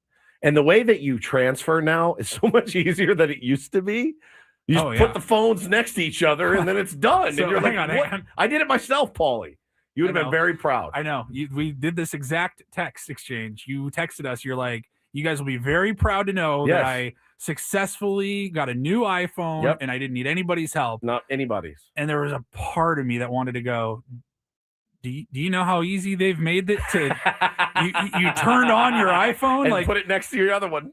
Congratulations. Yeah, but I said, you know what? That's baby steps. That is progress. I'm looking at Samsung. Apparently, they're going to be going up to now 115 inches on their screens, their television screens. If you want to get one that big, if you can find a wall in your house that's even big enough. The AI Mind Clip is a wearable device that you just like clip on your shirt, and it helps you keep track of all your conversations. It records like all your spoken conversations throughout the day, summarizes your work calls, like, listens, like if you weren't paying attention to a call, it'll go back and like recap what you went through. What would one of your calls sound? Just hello? Yep. Yep. Sure. Yep. Okay. You spoke with your boss for 11 seconds. Yep. You didn't really say anything. You just ended the 12 conversation calls as quickly as possible. 14 seconds Okay. each. All right. Okay. Thank. Okay. All right. Okay. Yeah. Summarize that, AI. All right. Okay. Thank. Okay. All right. Okay. Thank. Okay. All right. Thanks. Bye. Never gets old to me. It's one of my favorite clips we have. Yep. Sure. Nucleoid robot from LG that can tackle chores around the house. Not just vacuums, but it can like load and unload your dishwasher. If you'd like. I don't know that I want a robot cruising around the house. I just don't. You did like the Jetsons. You have your own Rosie the robot. But I like the movable. What do you call it? The thing, the vacuum cleaner, Roomba. Yeah, it's great, but it's also like it comes on at the most inopportune. You're like, my wife has it all set up, so like they're pretty great though. Like you just turn it on and let it do its magic until it runs over a turd. Then it's not so great, but maybe you shouldn't have turds in your house. I don't anymore. But when I had dogs, it was inevitable that you can't get all the turds from time to time. But yeah, it's a pretty incredible invention. What was your point on this? You just want to go to this? I don't know. I just thought it's fascinating that the technology is now so far beyond what we used to have. You had said as we were turning the microphones on, all right, I'll talk some Aztecs here. Well, I can pop the Aztecs on my 115-inch wallpaper television tonight at 8 o'clock when they face the Nevada Wolfpack. It is on FS1, very late start, 8 p.m. So figure about 10:15 before it wraps up. This is a game the Aztecs are actually not favored to win. They are underdogs. 1.5. Nevada is 3-0 in the Mountain West. It's a good team, not probably nearly the talent that SDSU has, but they've been getting more out of the talent that they have than San Diego State has been getting out of their team. As we mentioned, I think Reno is about a little under 5,000 feet of elevation, so Aztecs will have to deal with that for the first time this year on the road. But if they win the game tonight, they can really set themselves up in an advantageous spot in the Mountain West. 4-0 with a key road win will put them in a really good position going forward. So I'd like to view this one as kind of an opportunity game for the Aztecs. If they do win, you can start erasing that Troy loss. That would be a quad. This would be a quad one road victory if you could get it. You only have 3 or 4 of those opportunities the rest of the season in the conference to win those quad one games. The Aztecs don't have a quad one win. So in that sense, this is one of the bigger opportunities they will have the rest of the year. Question is, can they take advantage of it? Because Nevada is a good team that has been playing quite well after a slow start. They've been playing some good basketball. I mean, they beat Boise fairly comfortably. The Aztecs needed to go to triple overtime to beat Boise on their home court. So this is not going to be an easy game for Dutch's team tonight. Are you going to be spicy, Ben, on Twitter tonight because it's against Steve Alford? Maybe. Oh, I like it. All right, I was texting with my dad because he's got his theories about what the Aztecs need to do, and I tend to agree with him. Dutch is going to have to bite the bullet and just shorten his rotation at some point. It's 11. It's 11 deep. 11 deep. You just can't seem to. What's the magic number? 8 is usually the magic number. Okay. The question is, who do you stop playing? Who do you sit? That 7 and 8 is like the number, because when I know the game's changed a little bit, but like when I was in high school 17, 18 years ago, like I remember our coach would tell us, like, on a basketball roster, the top 6 players, they make up like 96% of the minutes. Right. The top 7 players on the roster make up 99% of the minutes. Like most rosters, traditionally at least, they don't go more than like 7, maybe 8 players deep, and we're rolling out 11 consistently. Yeah.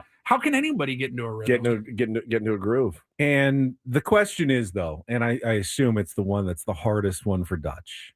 Who do you tell? Sorry, you're not playing anymore. Yeah. And if it was me, and you have to be kind of heartless here. First one, I'd probably go with Perfect guy for the job, Sean Newman, who came in as a transfer, one of the assist leaders in the country, but I don't see him necessarily having that impact on this team. He's not, dishing the ball out and getting a ton of guys open shots. He doesn't really contribute offensively in terms of his own scoring. And it takes a while to get adjusted to the Aztecs defensive program.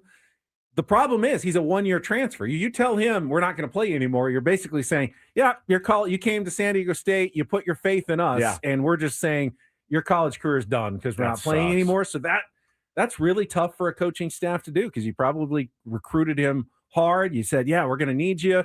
Miles Bird's leaving. We're going to probably have you in our starting lineup every day. We're going to have big minutes from you. And now you're sitting here in January thinking, do we just stop playing him because we need to lower our rotation? But the really tough one is, okay, that's one of the guards maybe you could take out. What big man do you take out? I think Miles Heidi's got to stay. Yep. I think he's one of your grittiest, toughest players, rebounding-wise. Farrell Compton has really improved. Farrell Compton is, I think, the scariest player in the Mountain West. Yeah. He's certainly not an all-around, can't shoot from the outside. His free throw game needs work. Probably can get stronger on the glass, but it sounds like if I'm playing against the Aztecs, Farrell Compton scares me to death out there. I mean, I know that at any moment he can just posterize dunk me in the face. Jeremiah Odin has started several games. He can shoot and do different things. It's between Odin and honestly McGowan if you were going to take one of the guys out of the rotation, which is insane to say that at the beginning of conference play. Like if we go back 6 months. We were just happy he was coming back. We're like, oh, we're going to be stacked now. And so the question is it your most promising but underachieving and kind of injured sophomore potential NBA prospect in McGowan, or is it your sixth-year experienced Jeremiah Odin's been around college basketball, seen everything? If I'm trying to win this year, I think Jeremiah Odin might be more valuable, which means is there minutes left for McGowan on this team, which was unthinkable a couple of months ago. Dutch is essentially just a very well-paid, glorified little league coach that has to get all 11 guys in. I'm back. Hey, guys, I'm hitting everyone tonight. I'm hitting everyone, and everyone's going to play every position.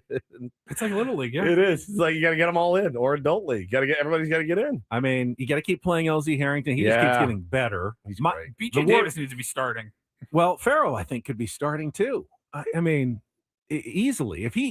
I think more minutes for Farrell. He just keeps getting better. I could see him being the best player in the league, as his game continues to develop. He's a monster out there. McGowan is hurt, but as Mime just said, but he didn't miss a rep at practice. I was just reading the article from Kirk Kenny about it. He hasn't missed a rep. So look, he came back to play, and McGowan is not going to be a guy that's going to take that very well. And Brian Dutcher has to. He didn't play at the end of the game because he was at the end of the game. They said he was getting kind of stiff, and it's been trouble.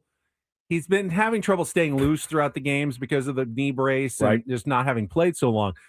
He didn't start for disciplinary reasons, and Mark Ziegler said that's usually because you missed like a strength and conditioning workout or you were late to a meeting. And that's why Dutch will take you out of the starting lineup. You always got to be careful when you start to stiffen up. Yeah. Sometimes it can be good, 100%. but sometimes it can get you into some trouble. Yes. Sometimes. Right. Yeah, you want to be loose, not stiff. McGowan has not looked very loose. No, he is not at all. Okay. Very weird year. I've seen a lot of people in the comments the last couple of days. I thought, what happened? I thought you guys said the Aztecs were going to be good. We did. I think a lot of people they were did. going to be really, really good. And sometimes things are just a little bit unexplainable. Like the Padres had a stacked roster in 2023. Didn't make the playoffs. Didn't even make the playoffs. They were going to be really Remember good how that excited we were? Like, hey, you got 12 shortstops. They're all great athletes. I've gone back and watched some of my seen my Instagram from back then, just thumping my chest. I'm like, all right, that's never happening again. I'll celebrate when the last out of the World Series is over. Until then, I'm not going to. I learned my lesson in 23. It scarred me for life. So, and this Aztecs season is not over. But No. it does have the potential to be a colossal disaster. 3-0 in the Mountain West. Yep. They've avoided any more disasters. They've gotten us nervous a few times, but they've avoided any more disasters. Let's see what they can do with an opportunity game. Yes. Tonight. Big chance. Yeah, big chance for San Diego State. We'll talk about it tomorrow morning. We'll be one of your first places after the late game to discuss some San Diego State basketball. All right, final timeout. We'll come back, wrap things up on a Tuesday with Ben Woods on San Diego's #1 sports station, 97.3 The Fan.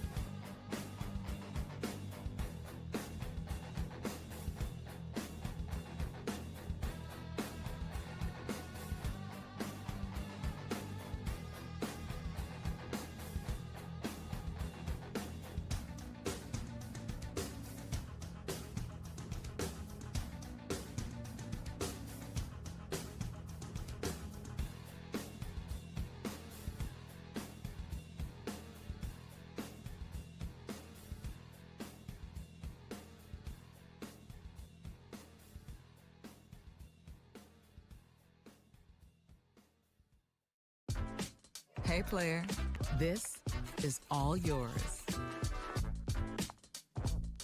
This room with this view. This speakeasy with this cocktail. Hey, could you make that too? This spa with this. Ah. And this pool on this roof. This is all for you. The all-new Hamul Casino Resort, now open.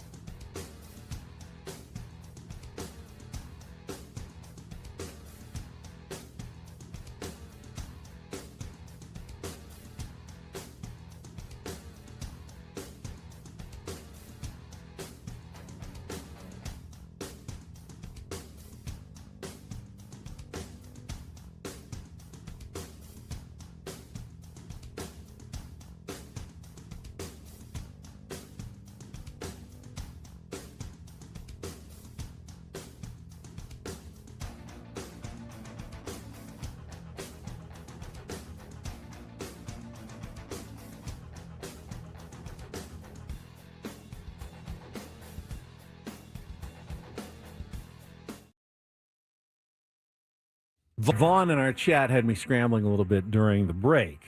That I'm hearing talks of Walker Buehler to San Diego. Any truth to this? My cousin just texted me. As far as I can tell. Who's your cousin? I don't know who Vaughn's cousin is. As far as I can Walker tell, some guy on Bleacher Report posted an article where he tried to project the starting rotation of every team, and he threw in Walker Buehler on the Padres, thinking they probably will sign a reclamation project as some pitching depth. But beyond that, I don't think there's any actual smoke in an imminent signing of Walker Buehler. He pitched really well for Philly when he got traded over there or signed over there, whatever it was. And I was dead wrong about it last year. I said, oh, no, you don't want him. He could have helped us tremendously down the stretch, in my opinion. He did. He pitched well. He'd be a tough one for me to get over. There's certain players from teams that you don't like, and you say, I can't stand him. But if he was on my team, Pete Alonso is the guy we made fun of for years, him and the Chris Paddock bit. You'd be fine if he came to the Padres and pitched. Well, no, you'd be fine if you'd be fine with Walker Buehler if he pitched vintage Walker Buehler. It's going to make you mad as he comes to the Padres and doesn't look anything like the Walker Buehler that dominated the Padres. Remember when we owned the Padres? Matt Beatty. He was never that good with the Dodgers either. No, but it was that he was one of those guys that I wasn't happy to get, and I certainly wasn't happy with his appearances here. There's just those certain guys that you can never I don't root for Mookie Betts, but if he was here, I'd love Mookie Betts. We all would, right? There's just those. Walker Buehler is one of those guys. I've loathed him for so long that it would be hard to be like, hey, we're joined at spring training by Walker Buehler, newest Padre. It would be very hard for me. I certainly agree with the take. Greg Elsten said it earlier. People have written about it this offseason. The Padres need more starting pitching depth. However, after my conversation with Ruben Niebla, I wouldn't be shocked if the starting five to open the season was Pivetta, King, Musgrove, Vasquez, Sears. Yep. And they feel pretty decent about that. Yeah. Now, that's not nearly enough to get them through the season, but when they go and sign someone, I don't know that they're plugging in a 4 or a 3 or a 5. They may be looking for 6 and 7 and 8 right now to go with Kyle Hart and Matt Waldron as more depth. Yeah, but if you get a better 4, then everyone slides down. And then Vasquez and Sears, you compete who gets that 5th spot.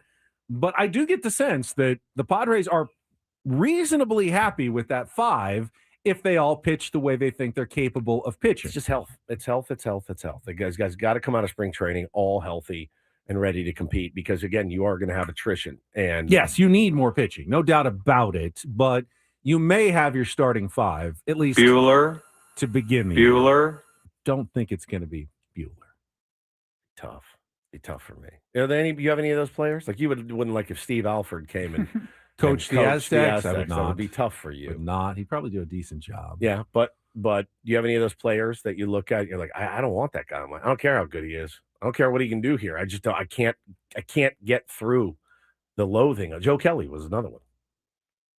I do not. You've want... poisoned me on certain players, like Max Muncy and Joe Kelly. Of course. I'm trying to think. I'm playing it forward. I'm like, how stupid does this sound?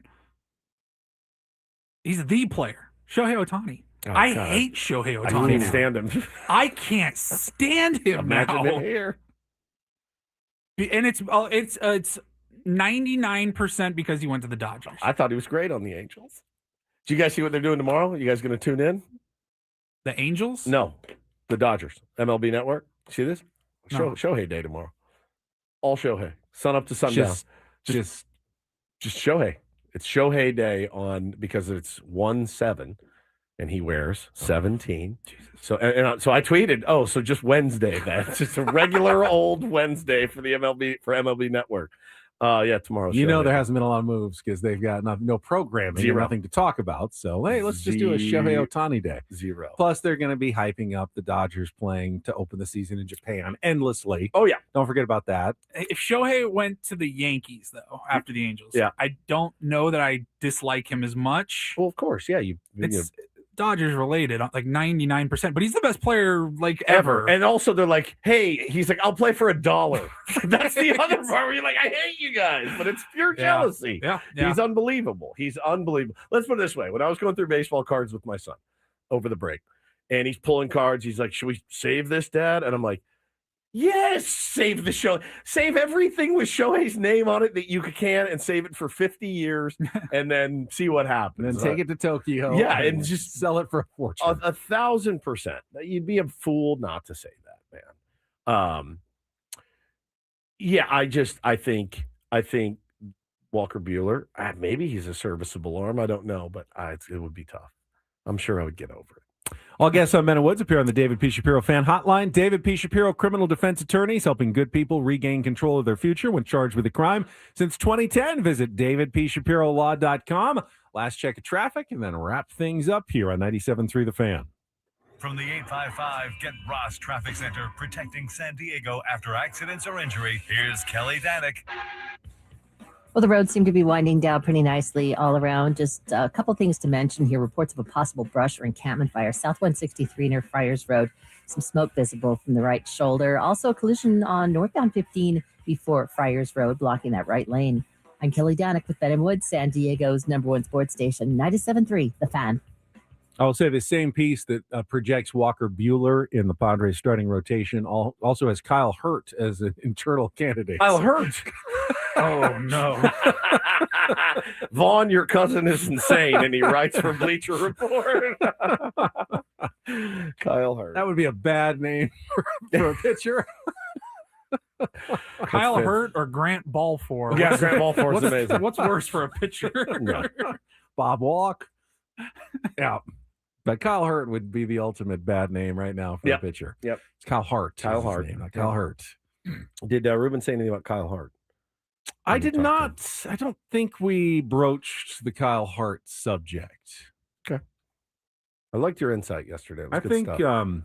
I see Kyle Hart returning more as a bullpen piece. Sure. A lefty long reliever. Long man. And, yes, will he make a start or two? Because you usually need, 12 or 13 starters to get through the year? Almost undoubtedly on a bullpen type day, he'll probably get a couple. I don't see him as being, a guy's making 25, 30 starts for the Padres. No. And every team's got him. So need him. Got to have him. Oh, yeah. The Dodgers used, how many starting pitchers did the 65, Dodgers use I think, last year? Yeah. Their way to the world. An insane number of starting pitchers. It doesn't mean that, that's not a bad thing necessarily. It's just an inevitable thing. Indeed. That you're going to have to use those guys. Baseball these days. Paulie, spin it. First time, 26. Last time, yes. First time? First time, not the last time. Not the year, but this will be the one time we get it for the show today. Yeah.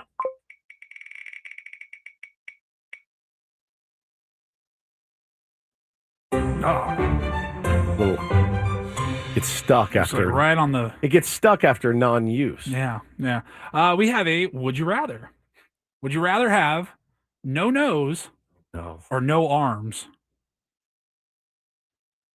No nose. I think no nose as well. How do you? I mean, you're gonna walk around without a nose. It sucks, but I need my arms. I think this is not even a debate. This is a question of vanity.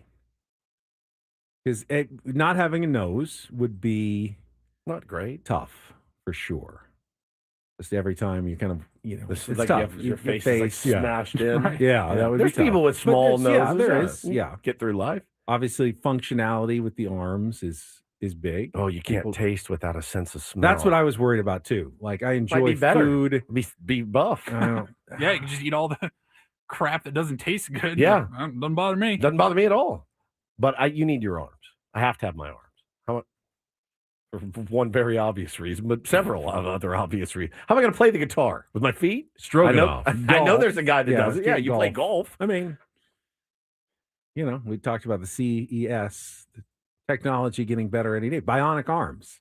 No, I don't want Probably bionic coming soon. arms. I want mine Yeah, Fred says he's seen a guy with no nose. It's pretty odd looking. I agree. It's odd looking. I can get through life being odd looking. I can't get through life. Some would argue we're all already getting through our correct. life as odd looking. That's exactly right. I don't like would you rathers at all because it's never a good answer. Those are always tough. It's questions. never a fun one. That type of one? No, we don't. No, I do. You know what? We got one more. What?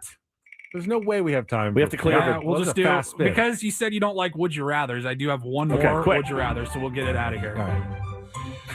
Would you rather burp glitter or fart confetti? Burp glitter, fart confetti. That'd be great. Glitter. I would imagine going and just with confetti shooting out. Then everybody knows you farted. They're gonna know either way. You can burp. They're like, yeah. I like it. It would be a fun parlor trick for you. You could probably find a way to do both. Not all the time, but at least once. You could find a way to try. You'd be a hoot at parties. You would for be. sure. Just you on the couch with your legs. Excuse me. You just glitter every time. All right. So good. Have a good that's day, it everybody. for us. Thank you to Paulie Reindl, our executive producer. For Stephen Woods, I'm Ben Higgins. Enjoy the rest of your Tuesday. Excuse me. From all of us here at San Diego's #1 sports station, 97.3 The Fan. So long, everybody.